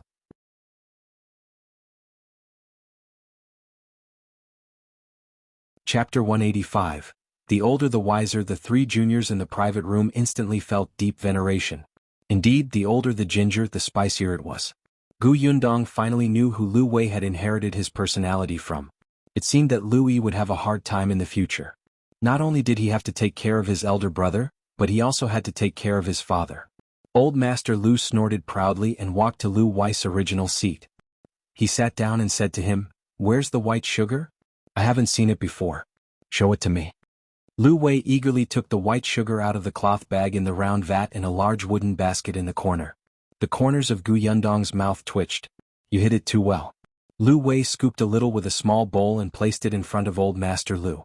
Old Master Lu immediately beamed with joy when he saw this. He twisted a little and put it in his mouth before nodding repeatedly. "Sweet, sweet, good, good." He turned to look at Gu Yundong with a smile, but quickly shook his head regretfully.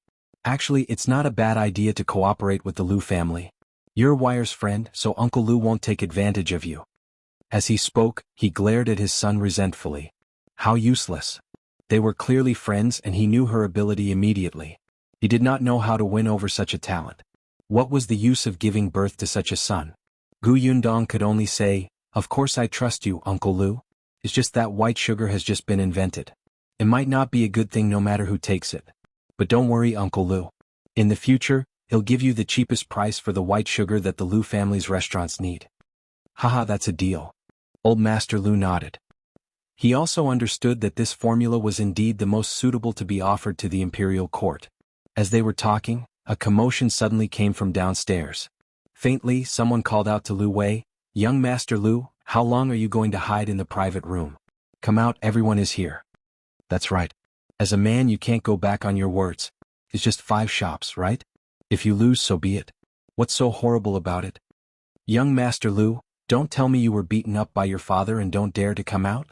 "Old Master Lu, you can't stop young Master Lu." Lu Wei snorted. "These bastards." As he spoke, he was about to open the window of the private room. Unexpectedly, the window of the other private room opposite opened first. A young man's voice quickly sounded. "What's with the noise? It's not time yet.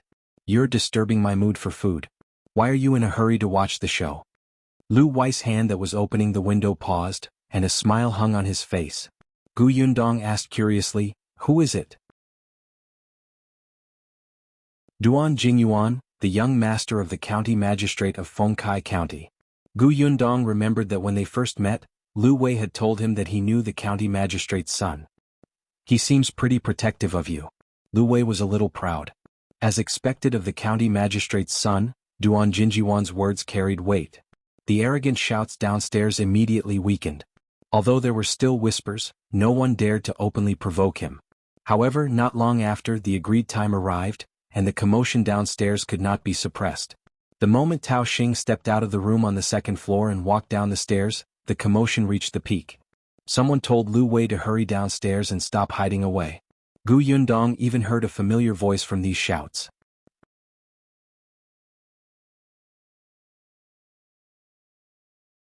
Chapter 186, Girl, come down together. Liu Wei, hurry up. If you don't come down, we'll go up and carry you down. This voice was cheap and loud, instantly drowning out the laughter of the others. Yundong was still wondering where she had heard this voice when Shao Qingyuan reminded him in a low voice, "It's Peng Zhongfei." Huh. It was him. Yundong could not help but look at Liu Wei. "Aren't you friends with Peng Zhongfei?" "He's just a bad friend. He and Tao Xing are also friends. They drink together and go to brothels together." At the critical moment they would watch from the side. How could they really support each other? Old Master Liu coughed lightly. Liu Wei was stunned for a moment and immediately reacted. "Don't misunderstand. I went to the brothel to recite poems, play the zither, and recite music to relieve the bitterness in my heart." Oh, Yundong looked like she understood.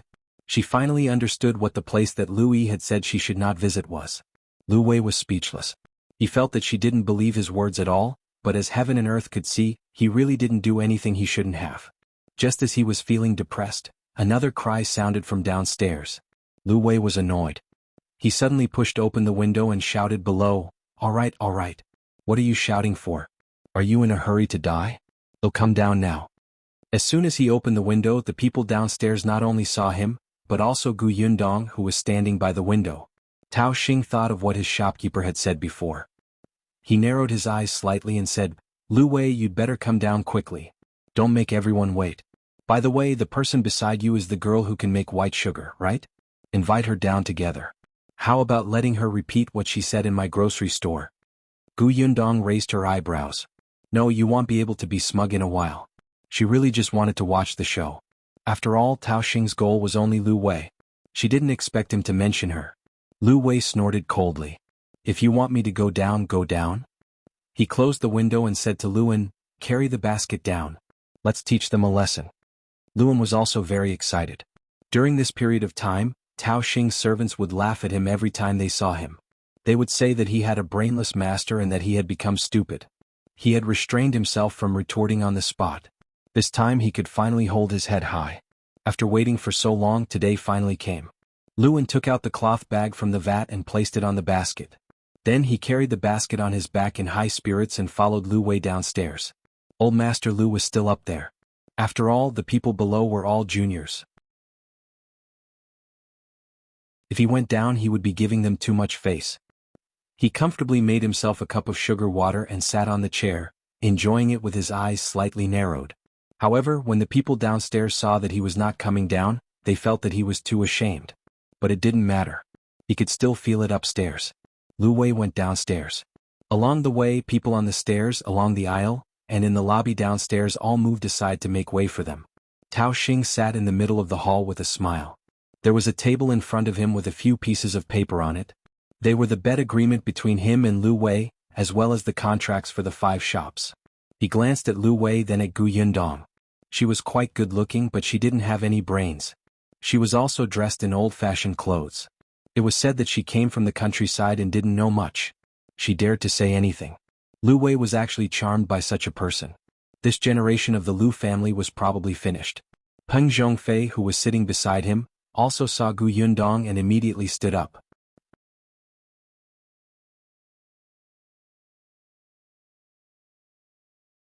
Chapter 187. Broadening their horizons. Previously, Peng Zhongfei did not see clearly who the woman in the private room on the second floor was. Now he knew that it was Gu Yundong.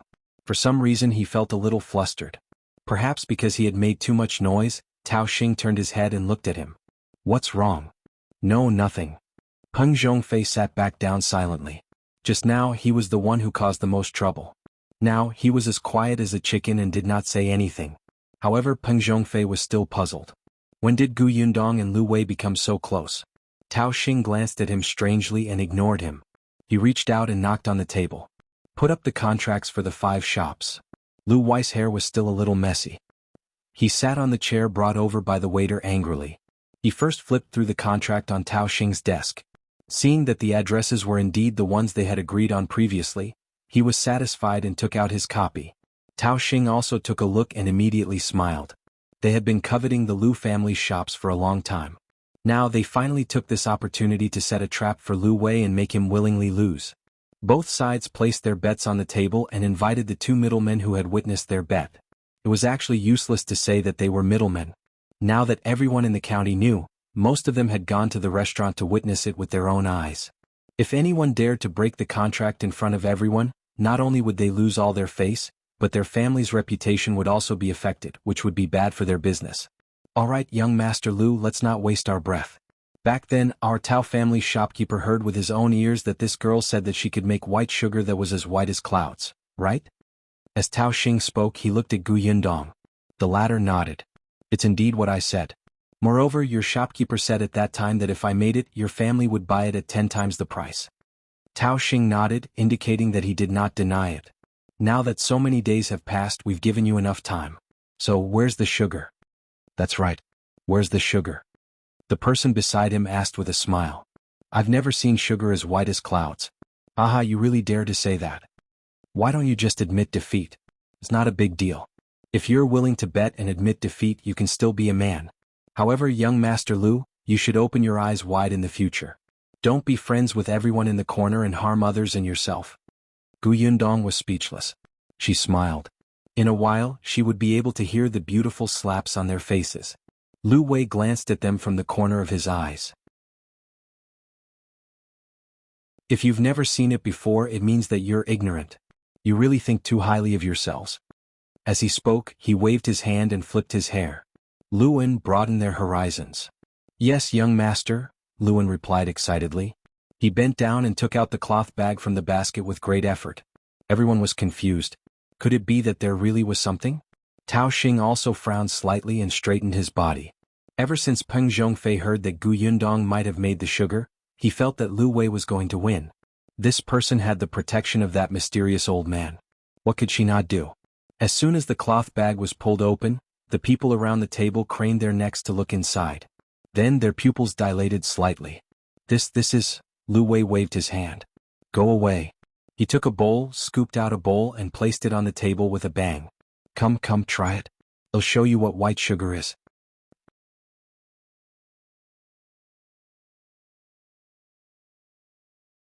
Chapter 188. These animals, everyone stared at the white particles in front of them and could not help but swallow their saliva. However, after watching for a long time, no one made a move. They only raised their heads and looked at each other. Liu Wei was getting impatient. Do you want to eat it or not? Hurry up. Don't make it look like I'm going to poison you to death. Qingyuan was the first to go forward. He pinched it with his hand and put it into his mouth. Then his eyes suddenly lit up. It's sweet. It's really sugar. Of course, Liu Wei said proudly. In the next moment, the onlookers at the table rushed forward and pushed Liu Wei away. They didn't even care about their basic manners and reached into their bowls with one hand each. Fortunately, Gu Yundong was quick. Shao Qingyuan pulled him to the side and avoided the noisy crowd. Soon, exclamations sounded in the hall one after another. Oh my god, it's really sugar. It's refreshing. Just like clouds, young Master Liu was not bragging. Haha, this is good. This is good. I like it. Delicious. The chatter made the people watching from the outside itch. They wanted to squeeze in and take a look with their own eyes, but there were too many people. They could not even see them, let alone squeeze in. When Liu Wei was pulled out by Luin, his hair was even messier, and his clothes were torn into a mess as if someone had molested him. At this moment, he still remembered to take out the bag of white sugar tightly in his arms, afraid that it would be swallowed by these wolves and tigers. When he was outside the crowd, he heaved a sigh of relief and wiped the sweat off his forehead. These animals look like they haven't seen candy in 8 lifetimes. He looked up and saw Gu Yundong and Shao Qingyuan standing far away. Not even a strand of hair was messy. He was so angry that his hands trembled. You're too much. Why didn't you help me when you came out? We're doing this for your own good. If we hadn't come out early, your 5 shops might have flown away, Gu Yundong said and pointed at the other end of the crowd. On the other side, Tao Xing was being escorted out by his servant. Liu Wei glared at him and shouted, Tao Xing, are you trying to go back on your word? Perhaps because his voice was too sharp, it drowned out the noisy crowd. The people around the table instantly quietened down and looked in Tao Xing's direction. Tao Xing cursed in his heart and slowly straightened up. He tidied up his clothes that were also messed up and turned to look at Liu Wei. What nonsense are you talking about? Going back on my word? I just saw too many people being squeezed out. Didn't you come out too? It would be strange if Liu Wei believed him. He trembled and went forward.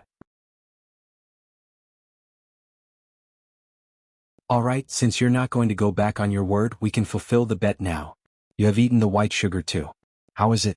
It's the same as the white clouds, right? He saw 2 grains of white sugar stuck to the corner of Tao Xing's mouth. Tao Xing's face darkened. Liu Wei had already spread out his hands. Give me the contracts. Tao Xing was indignant and clenched his fists. He wanted to go back on his word. Those were 5 shops and they were considered good 5 shops in the Tao family. At that time, he had promised in front of his father that he would not lose, so his father had given him the deeds. In the end, not only did he not win back the Liu family's shops, but he also suffered heavy losses. Wouldn't he be beaten to death by his father when he returned home? Most importantly, his eldest brother would definitely take this opportunity to suppress him. Tao Xing pursed his lips. When he looked up, he suddenly saw Gu Yundong standing at the side.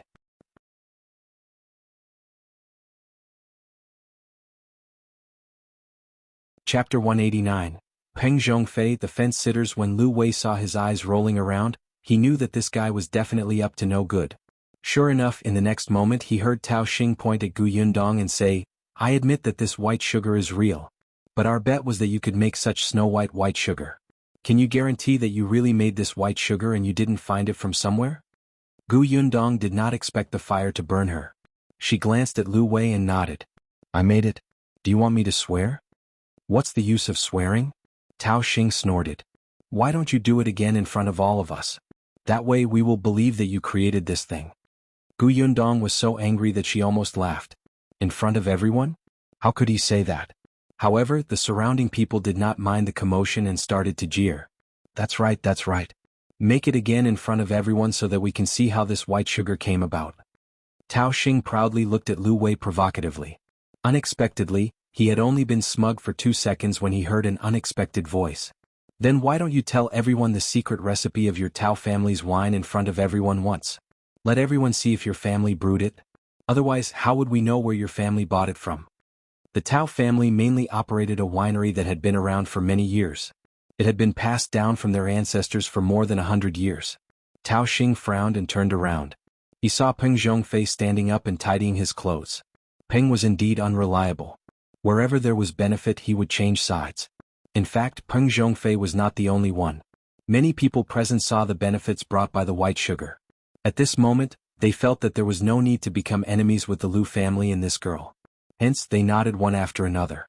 That makes sense. The formula of the white sugar must be a complicated secret. I don't know how much effort it took to create it. How can it be publicized in front of everyone?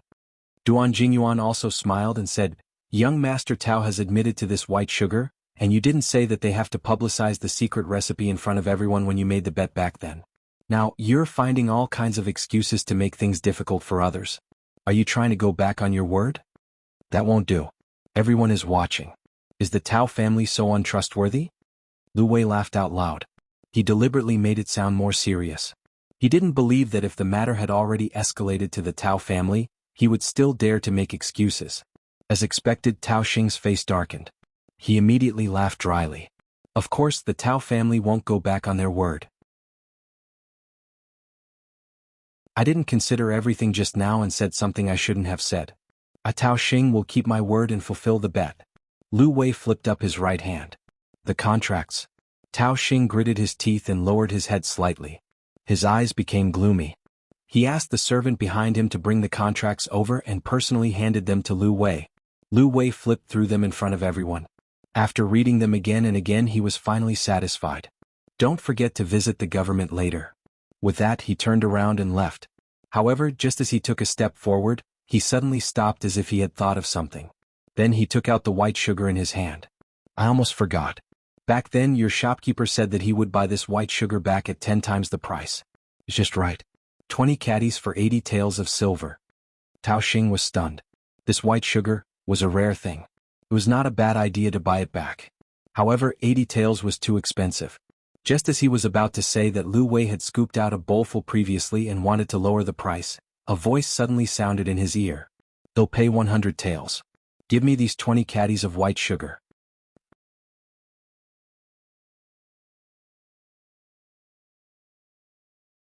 Chapter 190, Almost Corrupted by Money, I offer 110 taels.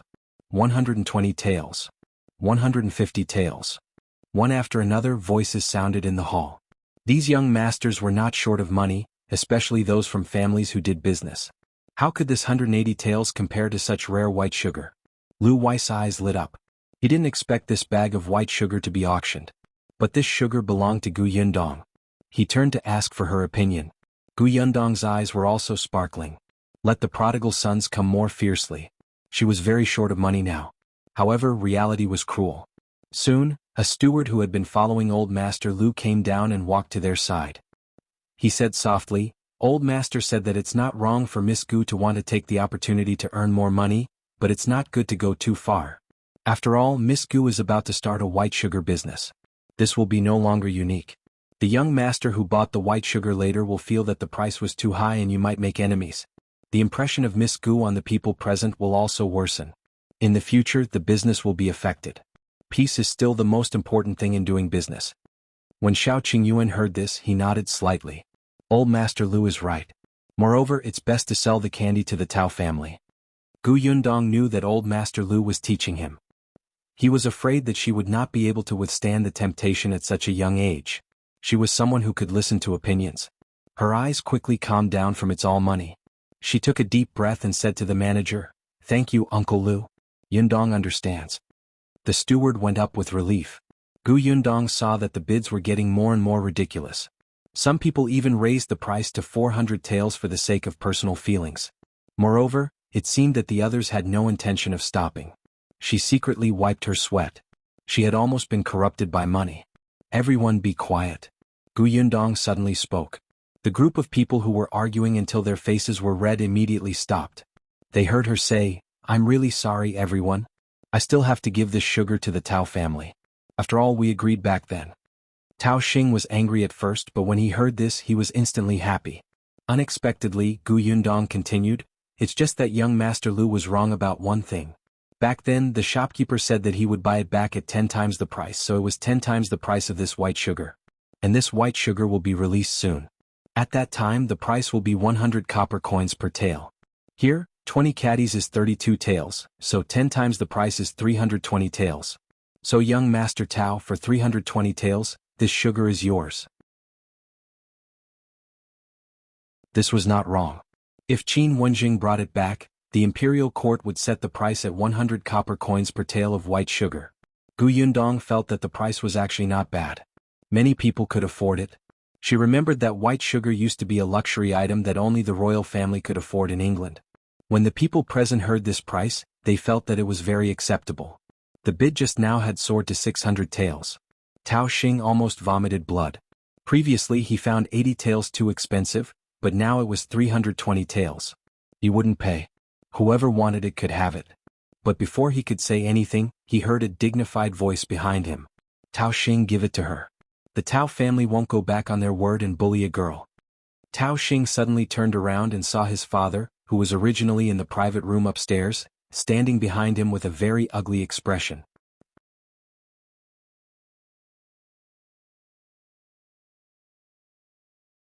Chapter 191. Silver again. However, it was not only Master Tao who was standing there, but also Tao Xing's brother, Tao Feng, whom he hated very much. Tao Feng had a smile on his face, and his expression was filled with gloating. Old Master Tao had already walked forward and said to Liu Wei and Gu Yundong, The Tao family admits defeat. Young Master Liu is so capable. The friends you know are not ordinary people. Liu Wei secretly cursed the old fox in his heart, but he said with a smile, "Thank you for your praise." Under Master Tao's sharp gaze, Tao Xing finally took out 320 taels of silver and handed it to Liu Wei. Liu Wei retracted his hand and called Gu Yundong and Shao Qingyuan upstairs. He didn't want to talk to Master Tao. Anyway, he had already gotten what he wanted. Gu Yundong was also satisfied. She was no longer short of money. With this money she could buy land, build a factory and collect sugar cane. Life was getting better bit by bit.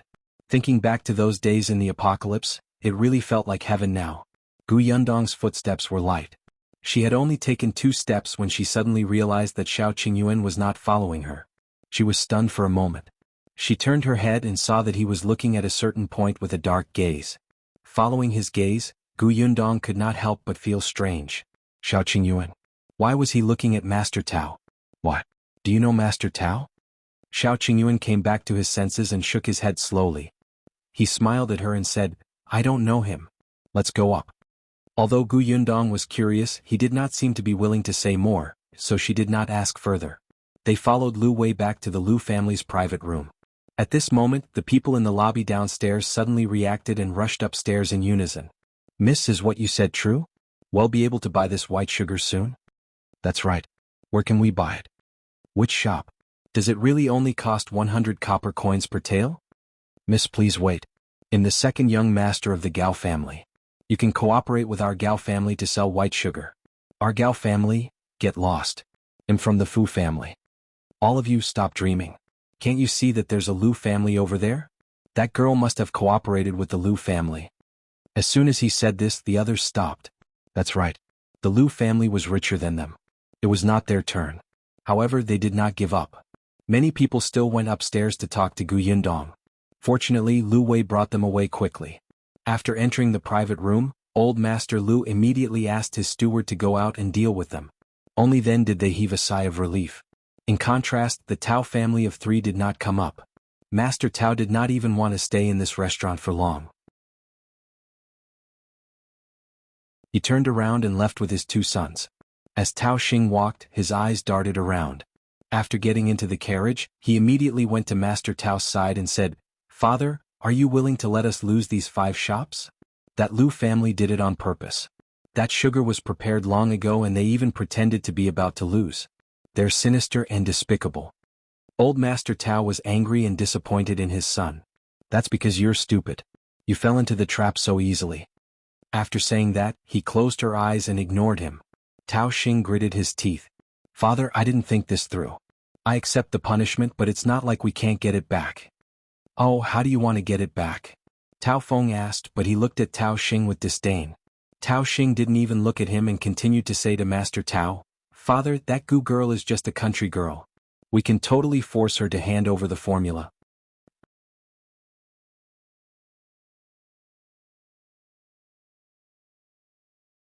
Chapter 192, Beaten, Pa. As soon as Tao Xing finished speaking, he was slapped hard on the face. He covered his face in disbelief and glared at his father. "Dad, you hit me? Stop it. If you dare to go out and cause trouble again, he'll break your legs." Old Master Tao had been suppressing his anger. Wouldn't he be angry after losing 5 shops? Wouldn't he be angry after being laughed at by so many people? His family was arrogant and proud before, but today they were as sarcastic and embarrassed. He had lost all his face, but he still had to personally go downstairs to clean up the aftermath for his son and protect the last bit of dignity of the Tao family. It was fine if Tao Xing did not regret it at all, but he actually came up with a bad idea. Old Master Tao wanted to endure it until he reached home before teaching him a lesson, but his thoughts flew away. He wished he could kick him out of the carriage. However, Tao Xing had always been pampered at home. His father had never hit him. Now, in front of his elder brother, "Father, why?" Master Tao took a deep breath and said to Tao Feng, "Tell him." "Second brother, why can't you understand?" Tao Feng shook his head and said with a disappointed expression, "That girl is indeed just a country girl, but the Liu family is not. Old Master Liu has been in the business world for so many years. How can he not know how much trouble this white sugar will cause once it appears?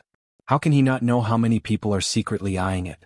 Since he dares to take it out, it means that he has already considered all aspects. Aren't you afraid that someone will have ill intentions?" Tao Feng sighed. The truth is that not only can we not have any crooked thoughts, but even the Liu family can't get involved in the sugar business. Tao Feng was originally not at Jinxiu restaurant. He had specially rushed over to tell Master Tao after receiving the news so that the Tao family would not suffer. Tao Xing looked unconvinced.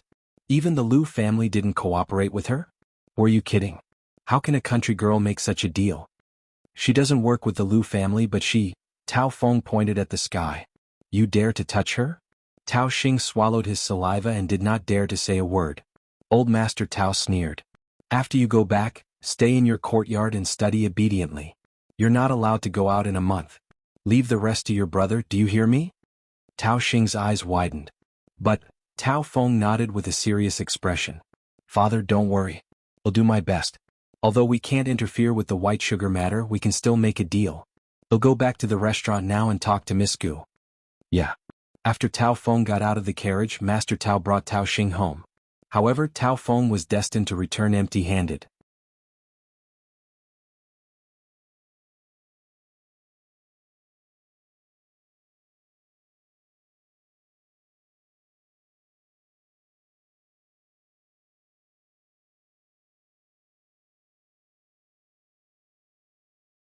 Chapter 194. Gu Yunshu's worry. The carriage stopped in front of the Zheng family's house. The 6 members of the Tong family alighted one by one. They looked up and saw the dilapidated mud brick house in front of them. Even though they were mentally prepared, they still found it unbelievable. Especially after Gu Yundong brought them into the courtyard and they saw the narrow road with the low courtyard walls, they looked at each other. The master's house was actually like this? The Tong family really could not understand. The master had spent so much money on them. Why did she not use it to repair the house? Until Gu Yundong said to them, our house has just been built. We can only move in the day after tomorrow. Well, make do here for the next 2 days. The men will squeeze in the Shao family next door first, and the women will stay here. This is Auntie Dong. This is her home. Auntie Dong has already helped pack your room. Go take a look and put down your luggage. Dong Xiulan knew that she had gone out early in the morning to buy people, so she quickly tidied up the unoccupied room in her house.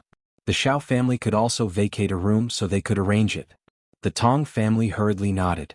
After Gu Yundong introduced the others, the women followed Dong Xiulan into the house, and the man followed Shao Qingyuan to the next room. When they went out, they happened to see the Gu family's green brick-tiled house. All of them were a little surprised. They did not expect such a house to exist in the countryside. They wondered who lived inside. The Tong family were all people with work to do in their eyes. Especially when they were in an unfamiliar place, they were more or less trembling in fear. Therefore, as soon as they put down their things, they immediately came out to help chop firewood, fetch water, and cook dinner. Dinner was quite sumptuous. After all, there were more people in the house and they had earned more money. It was something to celebrate. During dinner, Gu Yundong mentioned that there was an additional shop in the house. The Zheng family was very surprised. You have a shop? Where is it? How big is it? Are you planning to sell white sugar? Gu Yundong nodded. It's used to sell white sugar. It's in the east of the city. However, the shop hasn't been vacated yet. It can only be used in a few days. When the time comes, you'll have to ask Uncle Feng to help change the layout inside. When it opens, everyone will join in the fun. Madame Dong was very happy. All right, I'll definitely go. Gu Yunshu secretly heaved a sigh of relief. He had been worried that his family would run out of money after buying servants. He had been debating the entire day whether he should owe the teacher his tuition fees first and pay them in a few years.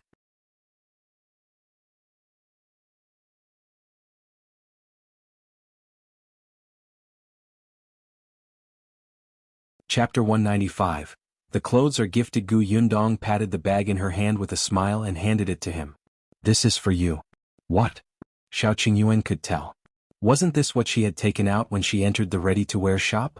Clothes. Shao Qingyuan looked at her and then at the bag in her hand. After a while he held his breath and opened the bag. In the next moment, a navy blue dress was revealed. It was brand new and it made one's eyes light up.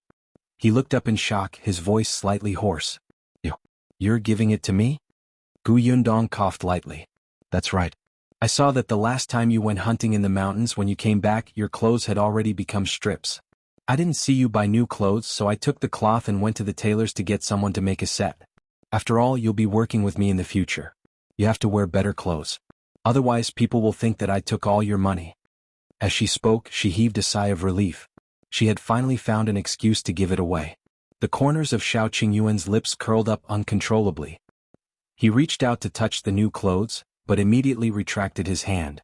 He stuffed the bag back into Gu Yundong's arms and turned around to run to the water vat. He scooped 2 ladles of water and began to wash his hands carefully. Gu Yundong was confused at first and thought that he did not like it. Unexpectedly, after washing his hands, he began to carefully stroke his clothes, his face full of joy. At that moment she suddenly felt sad and bitter. Auntie Dong had told her about Shao Qingyuan's background. She said that his adoptive parents had disliked him since he was young. He had picked up clothes that others had sewn and mended and didn't want to wear. How could clothes that others didn't wear be good? Especially in winter, the cotton was already hard and completely cold. He had to wear it for a few years, but he grew up quickly and was often laughed at. It was only after his grandfather passed away that he went to the ready-to-wear shop to buy 2 sets of clothes and changed back and forth. This was probably the first time he had received clothes from someone. Ahem, do you like it? Shao Qingyuan immediately nodded. When he looked up at Gu Yundong, his eyes were bright. You know my size? Isn't your focus wrong? I've made a rough estimate. I don't know if it fits. You can try it later. If it doesn't fit, you can change it. It fits, Shao Qingyuan said without thinking. The corners of Gu Yundong's mouth twitched. She suddenly could not stand his gaze and hurriedly said, That's all for now. Independent Illinois, go back. After saying that, she quickly left. Shao Qingyuan didn't move. He just stared at her back until she left. Then, he lowered his eyes to look at the bag in his hand, and the smile on his lips grew wider. He quickly turned around and entered the house, taking out his clothes to change into. It really fit him. It felt warm and comfortable on his body. However, in the next moment he quickly took it off and gently folded it to the side. Then he put on his original tattered clothes and went out the door with his bow and arrow. He went straight up the mountain. Gu Yundong did not know that. She had fallen asleep after returning to the Zheng family. Actually, she had also thought of asking Madame Dong to help make the clothes. However, that day she took out the fabric for some reason. When she arrived at the county city, she asked the shopkeeper of the tailor shop to help make a set.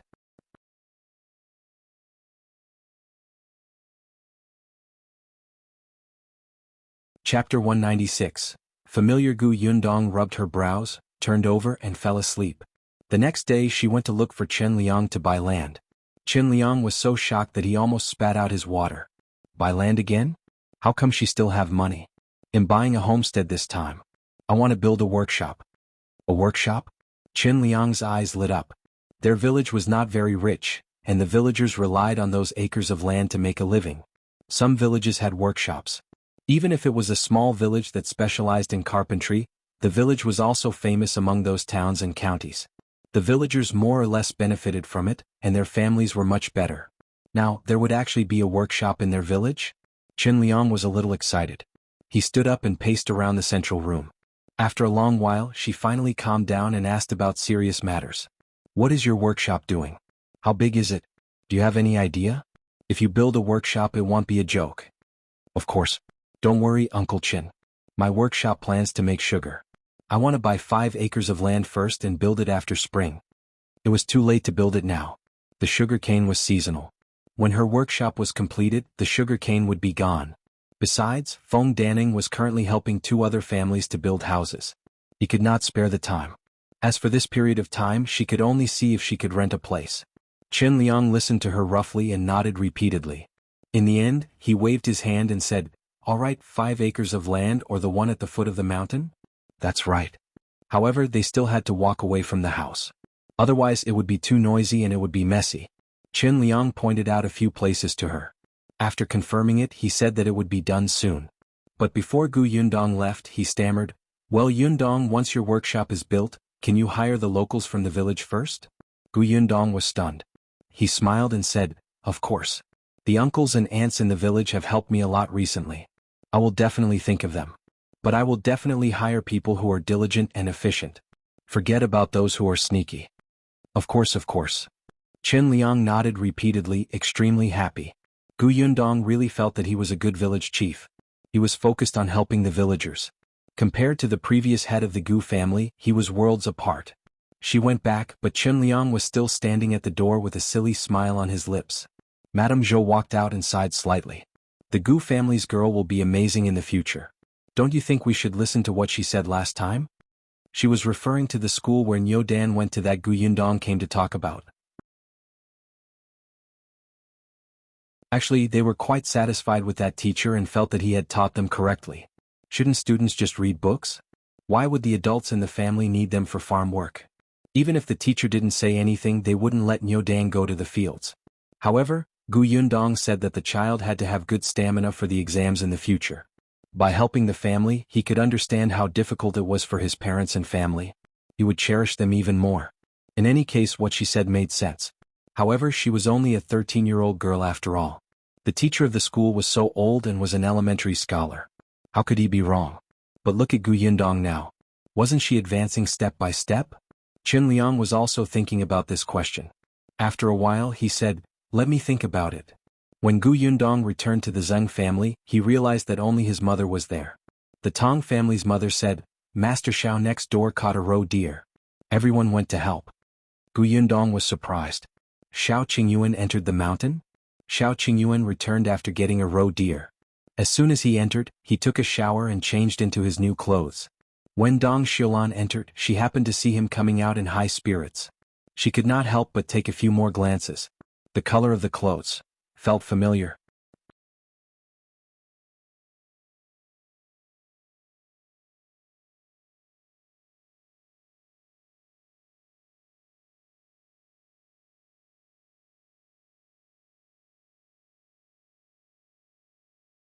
Chapter 198.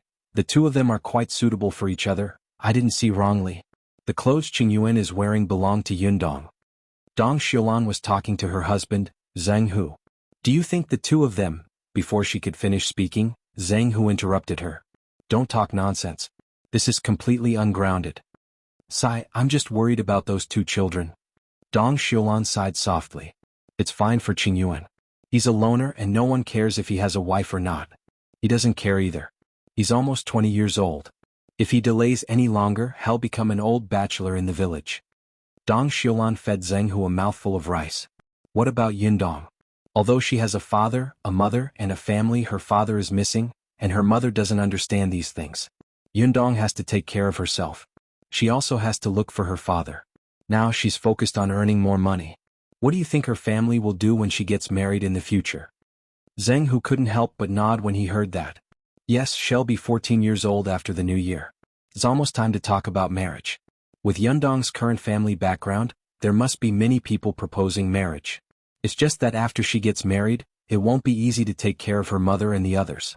Her in-laws probably won't agree either. Humph, those people who propose marriage are most likely after her family's house. Yundong will definitely suffer if she marries into such a family. Dong Xiulan's eyes suddenly lit up as she spoke. So I think Yundong and Qingyuan are actually quite suitable for each other. Shao Qingyuan was alone and was doing business with Yundong now. Without in-laws, he could help Yundong take care of Madame Yang and the other two in the future. He was also good-looking and capable. If others wanted to cause trouble, he could beat them out with one hand.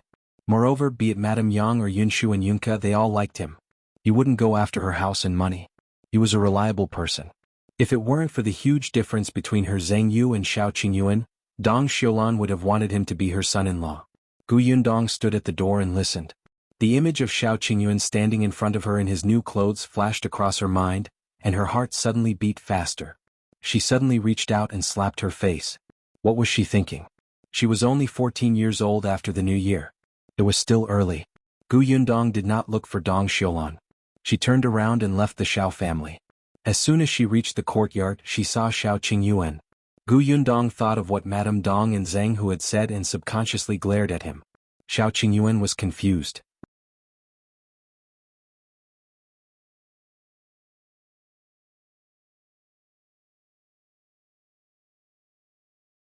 Chapter 199. Discovering the adultery. Zhuangzi smiled at her mysteriously. Slowly that smile became vulgar. Gu Yundong could not help but take a small step back. Stop laughing. Hurry up and say it. His smile was too ugly. Ahem. Zhuangzi coughed lightly and looked around before saying softly, You asked me to keep an eye on the mother and daughter previously. Did you already guess that there was an affair? Your guess is right. That Madame Fang looks innocent, but I didn't expect her to have hooked up with someone long ago. Gu Yundong was speechless. She found out that Madame Fong was having an affair? When did this happen? Why didn't she know? Zhuangzi started to smile wretchedly again. Do you know who Madame Fong hooked up with? It's beyond your imagination. Can you get to the point? I didn't expect you to be a gossipy man. Look at how excited you are. The flesh on your face is trembling, okay? Oh, let me tell you. Madame Feng's lover is our village's widower, Zhao Dafa. Before dawn this morning, I saw the two of them secretly meet. Madame Fong even gave Zhao Dafa a bag of something. I don't know what it was. However, the two of them seemed to have quarreled later. Zhao Dafa threw the bag on the ground and left. Zhao Dafa? Gu Yundong did not know him. Although she knew most of the people in the village entrance was too far from the foot of the mountain. She did not recognize all of the people. Zhuangzi was still clicking his tongue. Unfortunately, I was far away and didn't hear what they were arguing about. However, I didn't expect Madame Fong to actually take a fancy to Zhao Dafa. She's bold enough. What's wrong with Zhao Dafa? Gu Yundong asked curiously. This Zhao Dafa, right? He's quite good looking and comes from a good family. He's even 2 years younger than Madame Fong. However, others might not know this, but I know him very well. That Zhao Dafa likes to beat his wife. Zhuangzi said softly. Zhao Dafa's previous wife ran away because she couldn't stand Zhao Dafa beating her up. She ran away in the middle of the night. I happened to come back from Liangzi's house that day after drinking and saw it with my own eyes. However, the Zhao family said that she was sick the next day and needed to stay at home to recuperate. Half a month later they said that she died. That Zhao family really cares about their reputation. They don't dare to say that she ran away. How far would it take for a woman to run away in this era where transportation was inconvenient and difficult? Madame Fong and Zhao Dafa? Gu Yundong felt that it was unlikely. However, she could not figure it out for the time being. She could only let Zhuangzi continue to keep an eye on them. Zhuangzi seemed to be especially enthusiastic about this matter.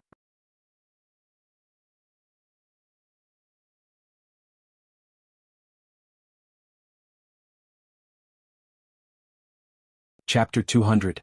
He actually ran away. Gu Yundong frowned. Just as she was about to ask who he was, she saw that person jump up in shock like a mouse seeing a cat and run away. Gu Yundong was speechless. Did she have the word fiendish on her face? Hey, isn't that Zhao Dafa? A familiar voice suddenly came from behind. Gu Yundong turned around and saw Qinliang's family coming over. The one who spoke was Madame Zhou. She was holding a basket filled with various vegetables. Zhao Dafa? So he was the Zhao Dafa that Zhuangzi was talking about. Gu Yundong looked thoughtfully in the direction where he had run off before asking Madame Zhou, I was about to look for you.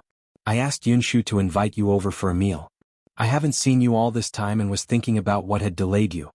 Gu Yunshu was standing at the back talking to Niu Dan. When he heard this, he looked up and said, Don't worry, eldest sister. I will definitely complete the mission. Isn't that so? Madame Zhou smiled and said, Your Yunshu is too eloquent. That little mouth of his is so eloquent. If we didn't come, we would feel that we had committed a heinous crime. However, we can't come empty-handed. Look, we picked some vegetables from the field and we were delayed for a while. Auntie, you're too kind. As she spoke, she turned around and didn't see Feng Daning's family. Only then did Yunshu say, Aunt Hohat is not at home. Uncle Feng said that he is building a house. He's too busy to come. Feng Daning was now a busy man. Ever since he helped Gu Yundong build that green brick house, many people had lined up to ask him to build a house. Now he had 2 tasks on hand and was extremely busy. Coincidentally, Lu Hohat had brought the 2 children back to her parents' house yesterday and had not returned today. Gu Yundong nodded and left with Chen Liang and the others. It was only when they arrived at the Gu residence that Chen Liang and the others realized that she had actually bought servants. They had not heard anything for the past 2 days. She was too low-key. Looking at how energetic these people were, she must have spent a lot of money. The Gu family was really getting better. Gu Yundong quickly roasted the meat she had prepared the day before and added her own condiments. In an instant, the fragrance filled the air. The children sniffed hard and looked at the food on the barbecue rack. Gu Yundong tried the roe deer meat. Yes, it was tender. She roasted a few more skewers and moved aside to let the others do it while she chatted with Chen Liang. Only then did Chen Liang know that the Gu family's business was actually working with Shao Qingyuan. Actually, this was good too. Chen Liang had a good impression of Shao Qingyuan and was not as afraid as the people in the village.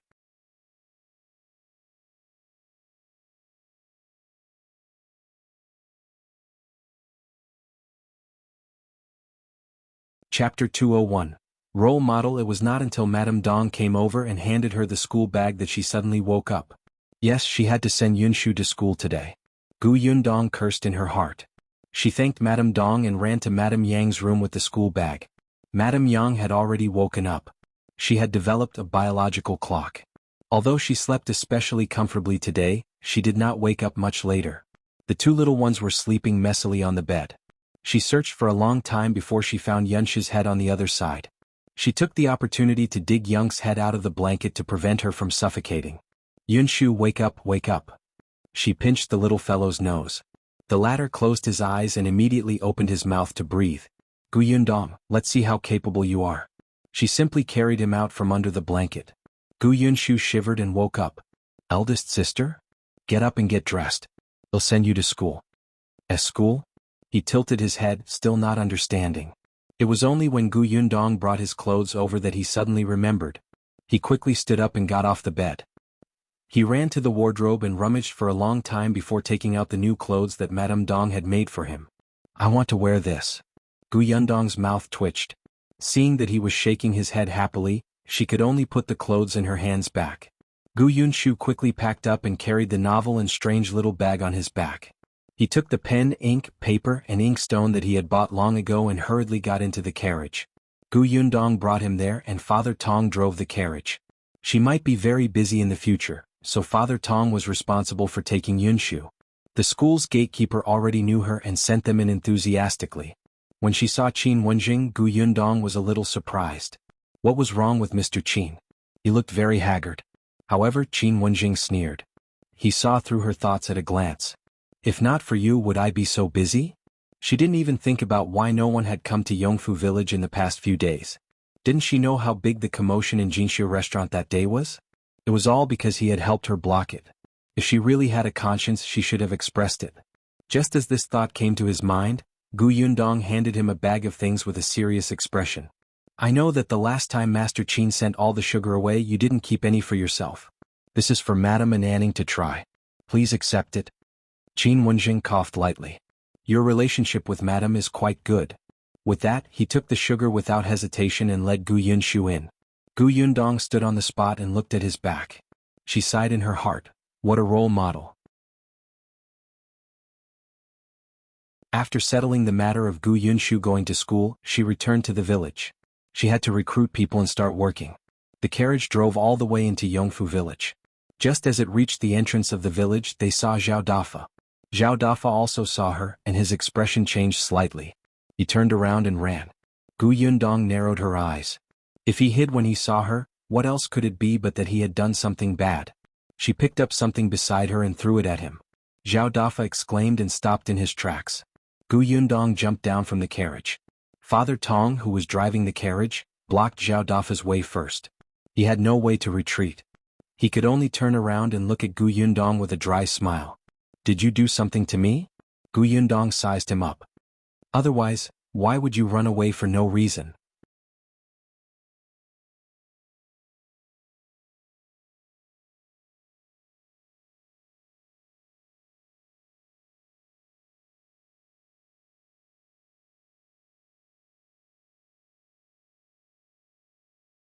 Chapter 203.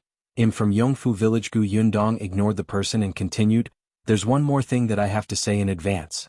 Because there are not many people to hire, we will choose from the locals of Yongfu village first. But don't worry, in the future, the workshop. I'm from Yongfu village. Choose me, the person shouted again. Gu Yundong was not very patient to begin with. Moreover, this person had interrupted her again and again. She shot a cold gaze at the woman who had spoken. She looked young, about 17 or 18 years old, but she was dressed like a woman. She must have married. Even if you're from Yongfu village, I won't choose you. The person was still smiling, but when she heard this, she was stunned for a moment. Her face immediately turned stiff. Why don't you choose me? Why not? I'm agile and diligent. Didn't you say your request just now? Isn't it just right for me? Madame Dong snorted coldly and said, How are you good? You're already married. You can't be considered a member of Yongfu village. The other villagers knew that there were few spots, so they naturally agreed. That's right. You've already married into the Liang family village. How can you still have the face to come to Yongfu village and say that you meet the request? Li Xiangquan, don't come here to join in the fun. Hurry up and go home to nurse the children. Let's go, let's go. Don't block us. Yundong hasn't even finished speaking and she's already shouting non-stop. Does she know the rules? Li Xiangquan almost stomped her feet. She glared at the people who spoke and shouted, even if I am married, she's still from Yongfu village. I'm not leaving. I want to work in her workshop. Then she looked at Gu Yundong. When will your workshop start working? I'll be the first to go. Gu Yundong was so angry that she laughed. So this woman was married. No wonder this woman thought she was easy to bully because she was young and thin-skinned. Didn't you hear what I said? I don't choose you. You can get lost now. Li Xiangquan widened her eyes. Girl, how can you say that? Who are you telling to get lost? You're just a little girl who has just come to Yongfu village. Why are you so insensible? Gu Yundong completely lost his patience and said to Tong Shuitao, throw her away. Tong Shuitao was already itching to give it a try. One look at this woman and one would be displeased. She was the one who was insensible. When the young miss spoke, she would always interrupt her, and her voice was especially loud. She walked towards Li Xiangquan. The latter did not take the soft and weak Tong Shuitao seriously at all. She sneered and did not move. It was only when Tong Shuitao grabbed her waist and dragged her out that everyone suddenly gasped. Li Xiangquan was not thin at all, especially after giving birth.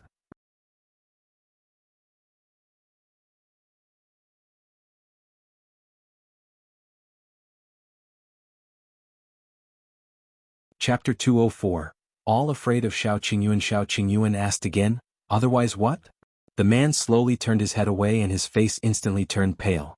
He could not speak for a long time. He stammered for a long time but could not express himself clearly. Shao Qingyuan's face was cold as he looked at Li Xiangquan. Who asked you to come here? Li Xiangquan was a little braver than her man but not by much. She said softly, I came to the workshop to work. No need. Get lost. Li Xiangquan shrunk her neck and tried her best to defend herself. This isn't your workshop. If you say you don't need me then I'm not needed? This is my workshop. Shao Qingyuan stared at her and said word by word. Li Xiangquan's eyes widened and so did the others present. Then they all turned to look at Gu Yundong. The latter shrugged. Yes, this workshop is indeed a collaboration between Shao Qingyuan and me. He introduced me to young Master Liu and made a guarantee so that young Master Liu would lend me money. That was why I opened the workshop, so this workshop is half Shao Qingyuan's. This was what they had discussed in private. After all, this was easy to accept.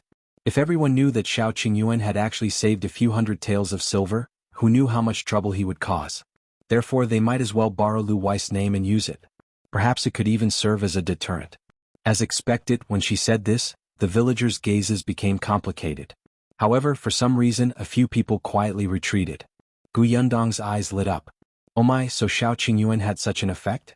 When Li Xiangquan and her husband heard this, they turned around and left, not daring to say anything about going to the workshop to work. The originally noisy crowd also began to discuss softly. Then a large group of people left. There was no need for Gu Yundong to emphasize the recruitment conditions. Shao Qingyuan was like a stabilizing force. He stood there and many people who were originally scheming left.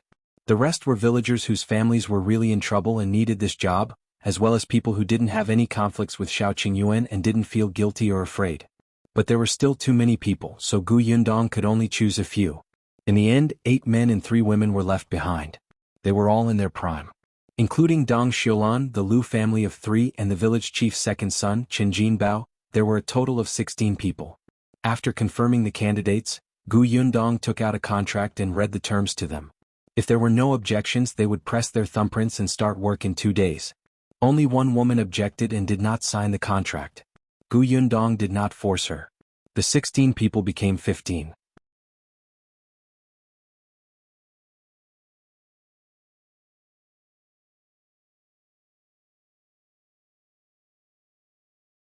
Chapter 205. She's from the Li family. Shao Qingyuan's expression was cold. Someone from the Li family. Gu Yundong did not understand at first. After a while he reacted. The Li family? Wasn't it the family that adopted Shao Qingyuan? Had this shameless person actually dared to come over even though she knew that Shao Qingyuan lived nearby? After Shao Qingyuan left, Madame Dong said to her, that Li Xiangquan is only a year younger than Qingyuan. She has been domineering since she was young. When Qingyuan was young, she bullied him countless times. Later on, she got married and even came back every other day to cause trouble for Qingyuan. It was only when old Master Li passed away and Qingyuan stopped indulging them that the Li family stopped. What she didn't say was that half of Li Xianqin's man's hair had been cut off by Shao Qingyuan. He was so frightened that he peed his pants. He had not been to Yongfu village for more than half a year. They did not expect him to appear again today. He deserved to be taught another lesson.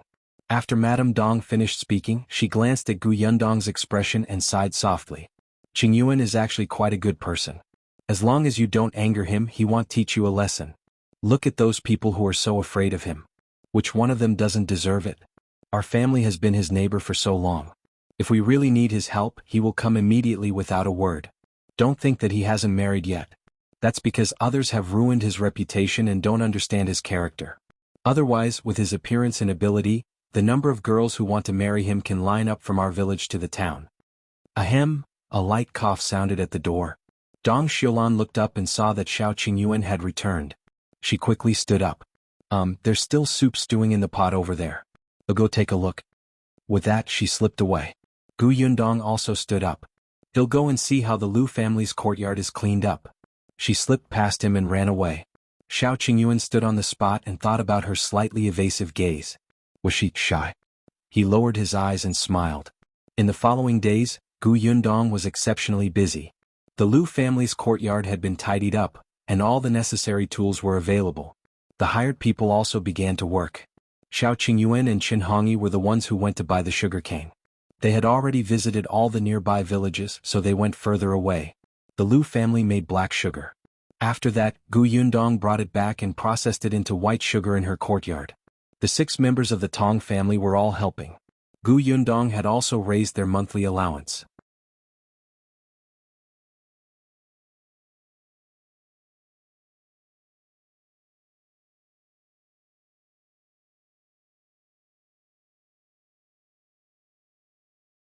By then Ant's life will be better. Besides, Zheng Jia, Zheng Yu and Zheng Lu are so sensible. Your good days will come later. Some time ago, Shao Qingyuan took Uncle Zheng to the best medical center in the county to see a doctor. Perhaps because he had eaten well recently and was in a good mood, Zheng Hu's condition was very optimistic. Now that Dong Xiulan was working in the workshop and the 3 children had helped a lot, and Gu Yundong would pay her, the Zheng family was indeed prospering. Dong Xiulan's smile widened. She was very grateful to Gu Yundong. If not for her, their family might have really declined. She was a woman with 3 children and had to take care of her man. Not only was she tired, but her man was also very depressed during that period of time. He almost gave up on himself and felt that he was a burden to them. Shao Qingyuan happened to be in the prefectural city at that time. He didn't know the situation even if he wanted to help. Now everything would really be fine. Just as they were talking, the sound of banging came from outside the door. The people in the courtyard were stunned and ran out.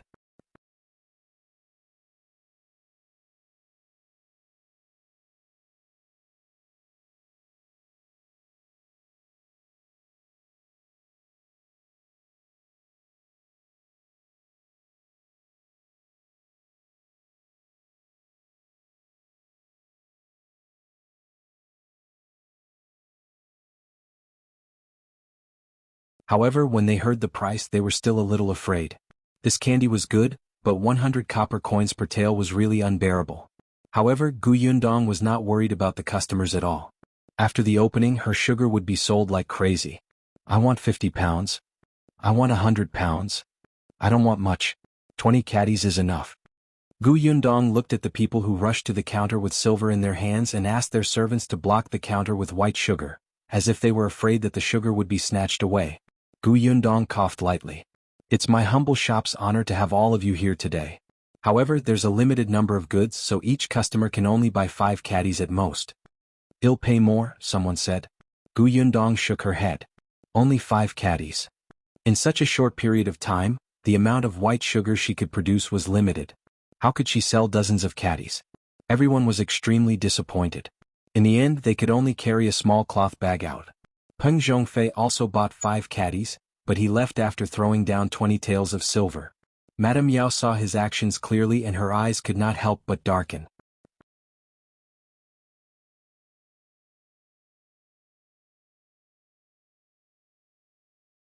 Chapter 209. Call Gu Xian'er over. Peng Zhongfei happily got into the carriage with 5 caddies of white sugar. He didn't even care about Madame Yao's expression. Nanny Chen carefully helped her into the car and advised in a low voice, "Young madam, don't think too much. Young master might just like this white sugar. He'll naturally be happy if he can buy it." Madame Yao snorted and closed her eyes to rest after getting into the carriage. She thought of Gu Yundong, a woman who was full of vitality, capable and beautiful. However, she wasn't master's type. She hadn't fully matured yet, and master liked someone like concubine Xia.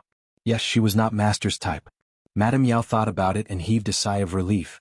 Peng Zhongfei's voice sounded in her ear. "This candy is too little. I'll ask the Gu family's girl later if she can give us more." No matter what, they had a little friendship, right? "She looks better than last time." Madame Yao suddenly opened her eyes. "Master, do you think Miss Gu is quite good looking?" "Yes," Peng Zhongfei said without looking up. He had only seen her 3 times. The first time, she was a country girl who was dressed in rustic clothes and had a shriveled body. The second time, in Jianghu restaurant, her expression was much better. She looked energetic, but she looked petty in front of a large group of glamorous young masters. However, looking at her today, if one did not look at her young face, she would look like the wife of a rich family, except for her figure, which was still unattractive. Indeed, it must be because someone was secretly protecting her.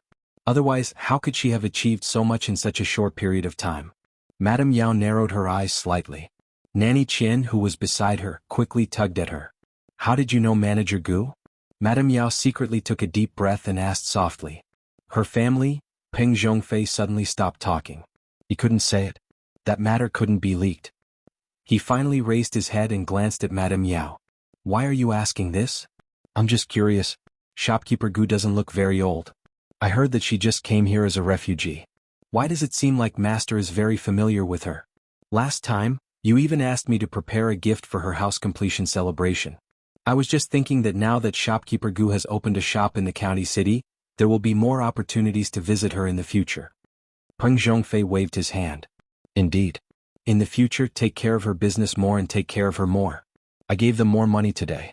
They should be happy, right?"